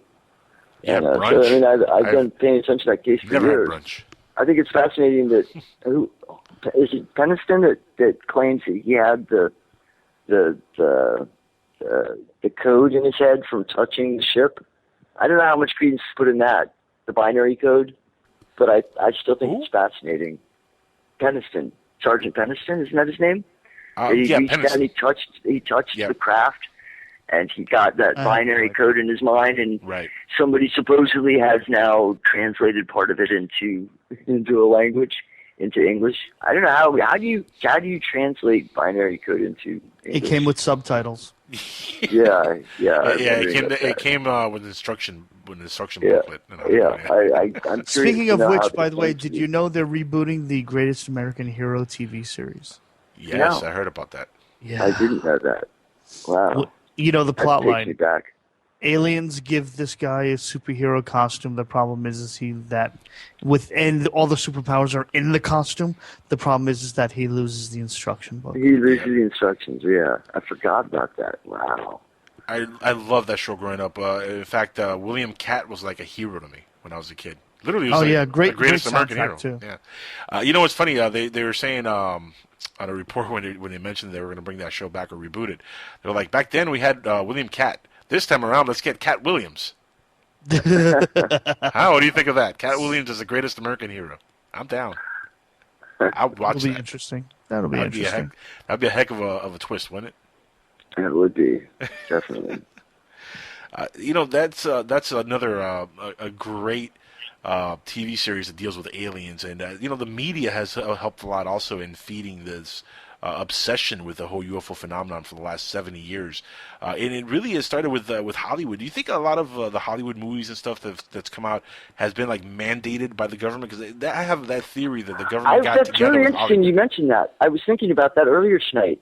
There's got to be some involvement. I used to be friends with. Well, I am friends with Catherine Austin Fitz, and she was somebody who used to put a lot of stock into movies having to being like secret message carriers, that they would be telling us secret facts in the background, like insiders are writing these scripts and selling them to Hollywood, and they're getting official backing, and that's how these movies are made, and they're telling us things, and they're giving us subliminal messages and programming us basically. And there's other people who are trying to divulge information to the public through these movies, like Eyes Wide Shut would be a great example, that they're, divulging the secrets of secret societies to the public at large. And these are insiders that are giving us this information through fictional storytelling. I don't know how much stock to put into that or not. But sure, some of these scripts are obviously written by people who have experience in what they're writing about. That's how Ian Fleming wrote James Bond. He was a spy in World War II. He was in the OSS. He knew about spycraft, so he came up with a spy figure. So obviously some of these stories are probably written by people who have had some kind of experience in what they're talking about. But at the same time, are some of these movies really being financed intentionally to tell us these things, these secret stories like parables, without really telling us that they're telling us parables? They could be. I know that the ONGCP was planting anti-drug messages in mainstream television programming years ago. Yeah. You know, and I'm sure it's still ongoing, and using taxpayer money to program us without telling us that we're paying for our programming. I mean, it's really scary stuff that they do to us. The Pentagon is involved in that stuff. So maybe they are putting films out that are secretly passing off messages to us, or leading us away from the truth. It could go either way, right? Yeah, no, that's the best way to give misinformation. Right. Or just to confuse the field. Hey, let's give them some good aliens, some bad aliens, and a little bit in between. They don't know what the heck is going on. To confuse the field, absolutely. I think it's much more effective to confuse it, to muddy it up, than it is to try to completely lead us astray. Yeah. There's also a pattern. If you look at it, there's a pattern. Like every couple of decades, you'll get hostile aliens, and then you get a while where they're really nice aliens. Then you get another like decade or so where they're hostile and want to kill the planet. I mean, in the 70s and 80s, you had the Close Encounters of the Third Kind, which do you think they're friendly, or do you think aliens are friendly, or do you think they're aggressive? I think it's a little bit of both. I think it's actually what the movies are telling you. You're going to have your hostile aliens. You're going to have your good aliens. You're going to have look, we have that here on Earth. You can go to any part of this country and you find nice people. You find a-holes. You're going to find that diversity here. Why not in space? Right? I think they live. They live. I saw that in the movie theater when that came out. Wow. They should remake that movie. How bad did that freak you out? My brother and I went. Yeah, good movie. That movie still freaks me out. You know what? Speaking of people in Hollywood who are connected to the inside, Jackie Gleason said years ago that he saw ETs, and that Nixon, of all people, showed him ETs. Right. Now, would Jackie Gleason just say that to make up a story and pull our legs? It's possible. But at the same time, it seems like a really off-the-wall story to tell people, doesn't it? Out of all the things. And, of course, his catchphrase on the show... And his catchphrase on the show, of course, was like, "One day Alice, pal, zoom to the moon." Right. Ironic, so have the interest, right? Interesting. The guy was definitely interested in the whole space phenomenon. Preston, look, we're almost out of time. We're actually running short here. We only have a couple more minutes. I want to definitely give you a chance to promote your links, tell anybody where they can catch you. If you're going to be at a convention or anything, please divulge the information so people could follow your work, man. You're definitely a character that I think people should keep in touch with. Right on. Thank you, Angel. Well, my book is Disinformation Guide to Ancient Aliens, Lost Civilizations, Astonishing Archaeology, and Hidden History. And contributors include Dan Hancock, David Childress, Michael Arbuthnot, Robert Schock, William Corliss, Michael Cremo, Colin Wilson, Van Doniken, and John Anthony West, among many, many others. I can be found on Facebook.com/Preston Peet, or WordPress.com/Preston Peet. Is that what it is? Or Preston Peet at WordPress? I don't know. If you Google my name, I'm really easy to find. That's usually what I tell people. Google Preston Peet, P-E-E-T. I'm all over the internet. I don't have any appearances coming up on conventions, but I'm always open to invitations. So if anybody out there wants to invite me, I'm free and easy. What are your travels? Where are your travels going to take you in the near future? Because I know you're working probably on something. Are you editing another book? Are you researching anything at the moment? I'm working on a couple of different projects at the moment, but things are kind of up in the air at the moment. I'm trying to figure out exactly what I want to do. I'm working on a project with another friend, another ancient cultures project, but it's in its first stages at the moment. But things change from day to day. I may have something completely new on the table tomorrow. I'm not sure. We'll see what tomorrow brings.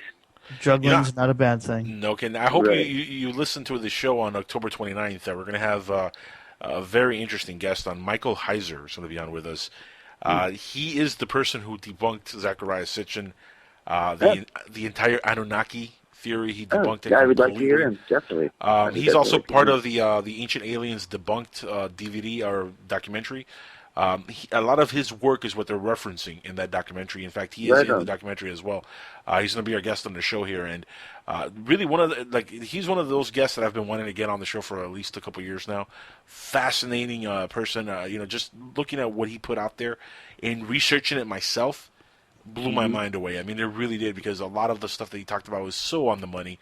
When you do your own homework, that's the key here. Do your own research, do your own homework. Right. Don't take things at face value and just let somebody like Van Daniken or David Icke or one of these guys Because say, there is plenty of it. evidence. There is plenty of evidence for visitation, and there's plenty of things that point towards the idea that, okay, maybe there is something to these stories, but not all of those stories point Correct. to visitation. Correct. So you're right. It's good to be discerning, and that's what I always try to do with all of my work. I want my readers to read it for themselves. If the story that was given to me for my book was well researched and well argued and well cited, I was perfectly willing to publish it, whether I believed it or not, because I want my readers to make up their minds. I want them to do the research. There's, like I said at the beginning of the show, there's 50 sides to every story, not just one or two. So it's good to have as many viewpoints out there as possible, so that we can look at the things that are wrong and say, no, that's wrong, and know to look for those in the future. If you use that as a source, we know that your research is pretty fallacious. Exactly. Right? Exactly. So please, hopefully you're listening to that show. There should definitely be an interesting show with Michael. I will. Guys, we're all out of time. Preston, thank you so much again for being on the show here. Yeah, absolutely. It's great talking to you. Thank you, guys. Alan, good to meet you. Peace and love, guys. Have a good night. Take care, Preston. Guys, that's been the great Preston Peet. Again, follow his work, and if you guys want to get to his links and you don't know exactly how to do it, you can't remember his name or whatever, go to skywatchersradio.com. The podcast will be there within 10 minutes after the show is over, and you'll be able to follow all the links and everything right on there. Also, if you guys want to listen in, I'm pretty sure Keith will replay this again later on tonight on Dark Matter, so if you missed the show tonight, keep listening in, and if you caught it like halfway through and you want to hear the beginning, listen in. I'm sure Keith will replay it in a couple hours. We're all out of time, though. It's been fun. We'll be back next week. Alan, myself, and our very special guest will be on next week. Alan, you have any idea who's going to be on with us next week at all? No? No? You want to surprise me and give me a hint? His name is, I'm not going to give you a hint. I'm just going to tell you. His name is Steve Fermani. Aha. Steve Fermani. And if you guys don't know who he is, Google him. Interesting dude. You guys are going to love it. So stick around next week. Skywatchers Radio, 1 a.m. Eastern, 10 p.m. Pacific Standard Time. Be there or be square. Good night, everybody. Excellent. Stay classy. Camera or a camera phone? I got no clue. If it was a camera phone, you might not have been able to do that. Well, it says here, Mike. This last name is weird. Mike Mayox. I guess that's what it is. Mike Mayox told this is Cheshire, or am I? Cheshire. Cheshire, right? Cheshire. Cheshire. Anyway, this is why we're going to have Alejandro Rojas on the show from now on. Anyway, he told them that he and his wife spotted the object on Sunday around 6 p.m. over their home in Cinnamon Brow, which is on the east side of Warrington, England. He says that it says, my wife saw two of them at first, but I saw five before going inside to get the camera. However, by the time he was outside, he wasn't able to catch all five objects on camera. He says, by the time I came out, there was only one left, which I photographed using my super zoom camera, full zoom, he said. So super zoom, full zoom, and it looks like a balloon. Huh? No? I'm still not there yet. I'm still not. I don't know. I don't know if it's real or not. He said, and he continued, he said, I have no idea of what it is, nor am I saying it is a UFO. Just some strange objects in the sky which appear to be moving very slowly, but were very high. I think somebody was definitely very high. There's probably a fully rational explanation, but I would be interested in knowing what they are, he said. Technically, the object is an unidentified flying object, so it's a UFO. It's a UFO, yeah. We can't identify it yet, but we can't really say it. We can't say it's extraterrestrial or anything like that. Of course, that's what everybody's jumping on. Extraterrestrial. ETs. Well, it's always ETs. I'm looking at it. I'm just like, I'm still not there yet. I do see the baby rattle now that you mentioned baby rattle. Yeah. Oh, you see the baby rattle at the bottom of the page? Yeah, so much. That's what I'm saying. That. That's exactly what it looks like. That's what I'm saying. The colors are a little bit different, but any can of spray paint can fix that. It's not that different though. I mean, remember it's far away. Maybe there's a little sun hitting it. I don't know, but it's pretty damn close. Pretty darn close. So baby rattle. I call bat squatch on this one. What do you think? Are you there yet, or are you not there yet? Are you halfway there? I'm almost bat squatched. Almost bat squatch. Well, you got one bat squatch and one almost bat squatch on this one. Again, guys, follow along. Check out the website, skywatchersradio.com. And if you go to the right side there, you see the Facebook tab over. Go inside the Facebook page, and you see all the articles we're going over here. If you want to go directly to the Facebook, it's facebook.com/Skywatchers Radio. Always remember Skywatchers Radio. It'll take you everywhere you want to go. And going from this story, now, Alan, this is funny because, this story is, an unidentified flying object. It's a UFO. Technically, It's a UFO. We got to call it a UFO. This is the kind of stuff that gets reported a lot. Now, this is a crazy, crazy, crazy number. Do you know how many reported cases there were in August? Reported UFO cases. Oh, God only knows. Just August. It's just getting bigger and bigger, and, normal people are seeing more and more stuff, so I don't know. How many? This is going to trip you out. I'm going to send you the link here. 285 cases. 285. That's it? That's a lot. Is that global, or is that just, stateside? Well, it says here the National UFO Alert Rating System has been updated for September 2014, so they just updated it a couple of days ago, with California, Texas, New York, Michigan, Florida, Pennsylvania, and Ohio. I think people were just witnessing LeBron come back, and that's kind of like he's like his own UFO anyway. He says Ohio moving to the UFO Alert 3 as the highest reporting states during the month of August 2014, filed with the Mutual UFO Network, MUFON. It says here California was leading a high reporting state in August. It was the highest reported state in August with 99 cases. So 99 cases in California, down from 104 in July. So it's been a little bit of a drop. Aliens are getting kind of lazy, not flying around as much. Maybe the interstellar gasoline has just gone too high. Yeah, fuels, our fuel prices are going down, their fuel prices are going up. I don't know, maybe. Go figure, yeah. It says here 107 in June, 102 in May, 80 in April. So it's kind of up and down, 103 in March, 59 in February. Yeah, it's kind of up and down. But look at other states that are reporting all these cases. And this is all other states moved to UFO Alert 5 category. See, I wasn't even aware that they had an alert system for UFO cases like this. This is crazy. Category 5. I know I could download the app for, my phone for the terror alerts. First time I've heard about UFO alerts. UFO alerts, yeah. That's like... Now, what happens if we hit like UFO Alert 1? Does that mean like they're landing on the White House lawn now and we're in trouble? Or is it like UFO Alert 8 or something like that? Like, is it the higher the number, the lower the number? How does this rating system work exactly? I've got no clue, but Neither do I. I'd buy a vowel and try and figure that one out. Yeah, I'm clueless on that. Now it says here, MUFON released August statistics in September 1st, where the total numbers of reported UFO sightings is listed by state. Skywatchers Radio. Greetings and salutations, my fellow Skywatchers from all corners of the globe. We're back live on air once again on this beautiful September 3rd, 2014. Depending on where you might be joining us tonight. Of course, we are broadcasting live from the Neologic Studios down in Miami, Florida. I am Angel, one half of the usual suspects on the show. With me, as usual, is my sleepy compadre, Mr. Allen. How are you doing tonight, sir? There we go. That's not even a sound effect. That's really him sleeping. Wake up. Wake up, buddy. Wake up. Hey, right. How we doing? Now, where are you joining us tonight? Are you home, or where are you? What remote location are you in? I am in, actually, Boynton Beach, Florida. Oh, very nice. What are you doing out there?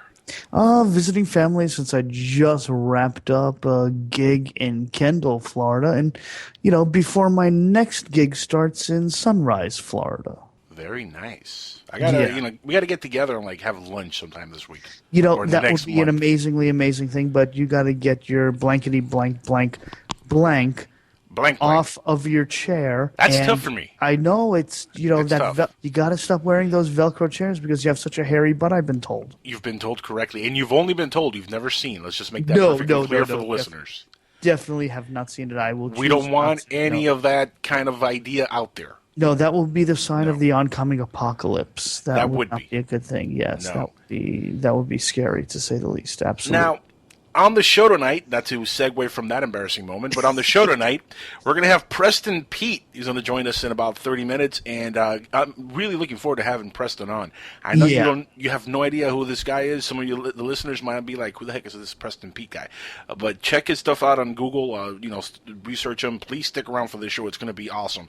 We're going to talk about ancient aliens, one of my favorite subjects, especially one of my favorite subjects to poke holes at. You know what I'm saying? Right. And Preston does that beautifully. He actually was on a show recently that I was listening to, and this barely ever happens to me. All right, rarely does this happen, Alan. That I'm listening to a podcast and I'm just there minding my business, maybe smoking something illegal, I don't know, and I'm just listening. Right? Well, it won't be illegal for much longer, but that's that's a different story. So I'm there just listening along, and I'm listening to the conversation, and I'm so taken by what they're talking about that I have to actually call in as a caller. And I called into the show. It was Cancel the Cabal with Stephen Roberts. Props to him. He's a good guy. He's been on the show before with us. Right. And, he had a great show with this guy, Preston Peet. And I ended up staying for about 30, 40 minutes of the show. In fact, he even posted it on YouTube if I was part of the show originally, which is funny because I wasn't. I was just a caller. But it was such a great conversation with Preston. And, again, talking about ancient aliens, even though that segued all over the place, it wasn't just about that one topic. But tonight we're going to talk about that. In particular, some stuff that we're going to go over in the news that's been... It's been kind of a slow news week, so it's been kind of tough to really get good stories for the audience. But we have a couple good ones, and I'm sure Preston's going to have a little input on some of the stories we're going to go over.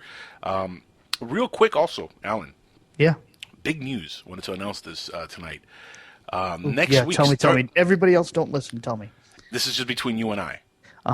Like the Connie Chung moment. Remember that on TV? Shh. Don't tell anybody. Nobody's listening but you and me. Just you and I. All right. Starting next week, Alan, guess who's going to become a regular here on Skywatchers Radio? Do you know? I have an idea who you've been talking to. Oh, yeah. Who? Mr. Rojas, the famous, infamous, and very, very dead-on accurate Mr. Alejandro Rojas. That's right, ladies and gentlemen, and boys and girls, and small people across the land. Alejandro and anything in between, yeah. Exactly, A and B and C and everything. Alejandro Rojas from Open Minds himself is going to join us now on a monthly basis. 2 to 3 times a month he's going to be on the show with us. Of course, we only do 4 shows a month because we have, nobody's as cool as Jimmy Church. They could go, all 5 days a week and hammer it out. We're just not built like that. Yeah. Not yet. All in due time. Maybe soon. In due time. But he is going to be with us at least 2 to 3 shows a month, and he's going to go over some Open Minds related news on the show here with us, and is going to become one of our featured news correspondents on the show, which I'm really excited about. Me and Alejandro go back about 4 or 5 years now, and he's a great guy. So having him on the show here as a regular part of the show is really exciting. And I know you and him go back also. How long have you known Alejandro? Because it was funny. You and I lost contact for a little bit a few years ago. And one day, and this is the second time this happens to me. Well, actually, this is the prequel to the first time. Or this will be actually the first time. So what happened earlier with Preston was literally the second time. Or the third, maybe. I don't remember. It's a lot of that illegal stuff going around here in Florida.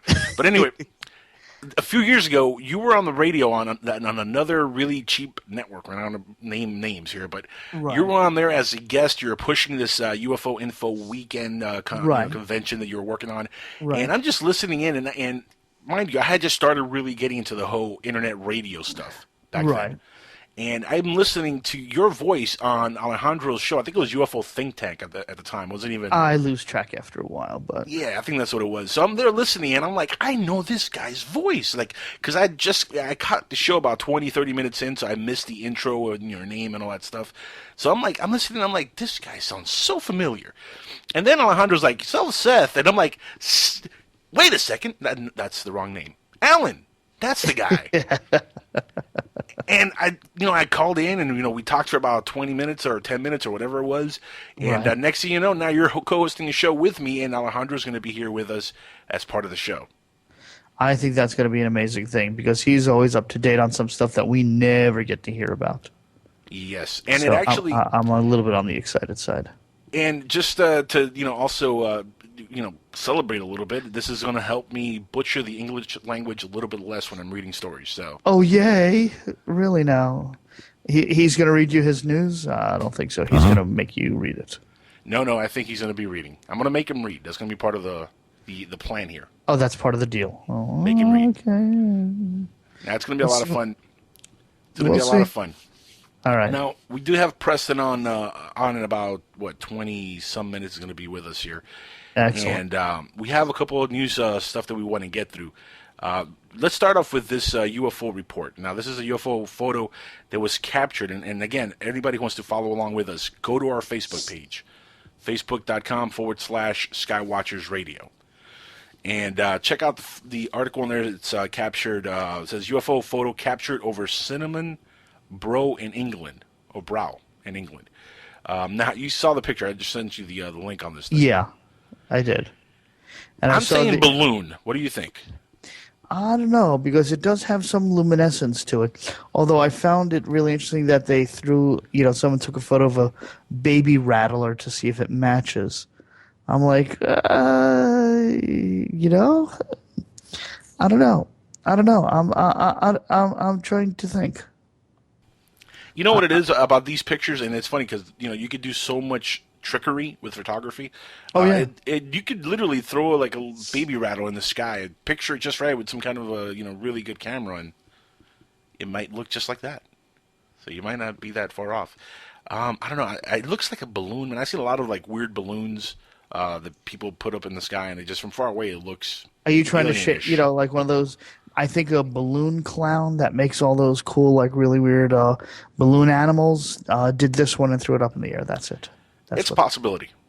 It's a possibility. Now, the article goes to say here, it says, a resident of Cinnamon Brow sent a local newspaper an image of a strange object in the sky over his home. He and his wife saw several objects at first, but only one was left by the time he got his camera. Chucks. Only one was left. See, at least if you have several objects doing some wacky things, maybe I could believe it. And another thing, he snapped a picture. Why not video? I don't know. Maybe his camera wasn't. Was it a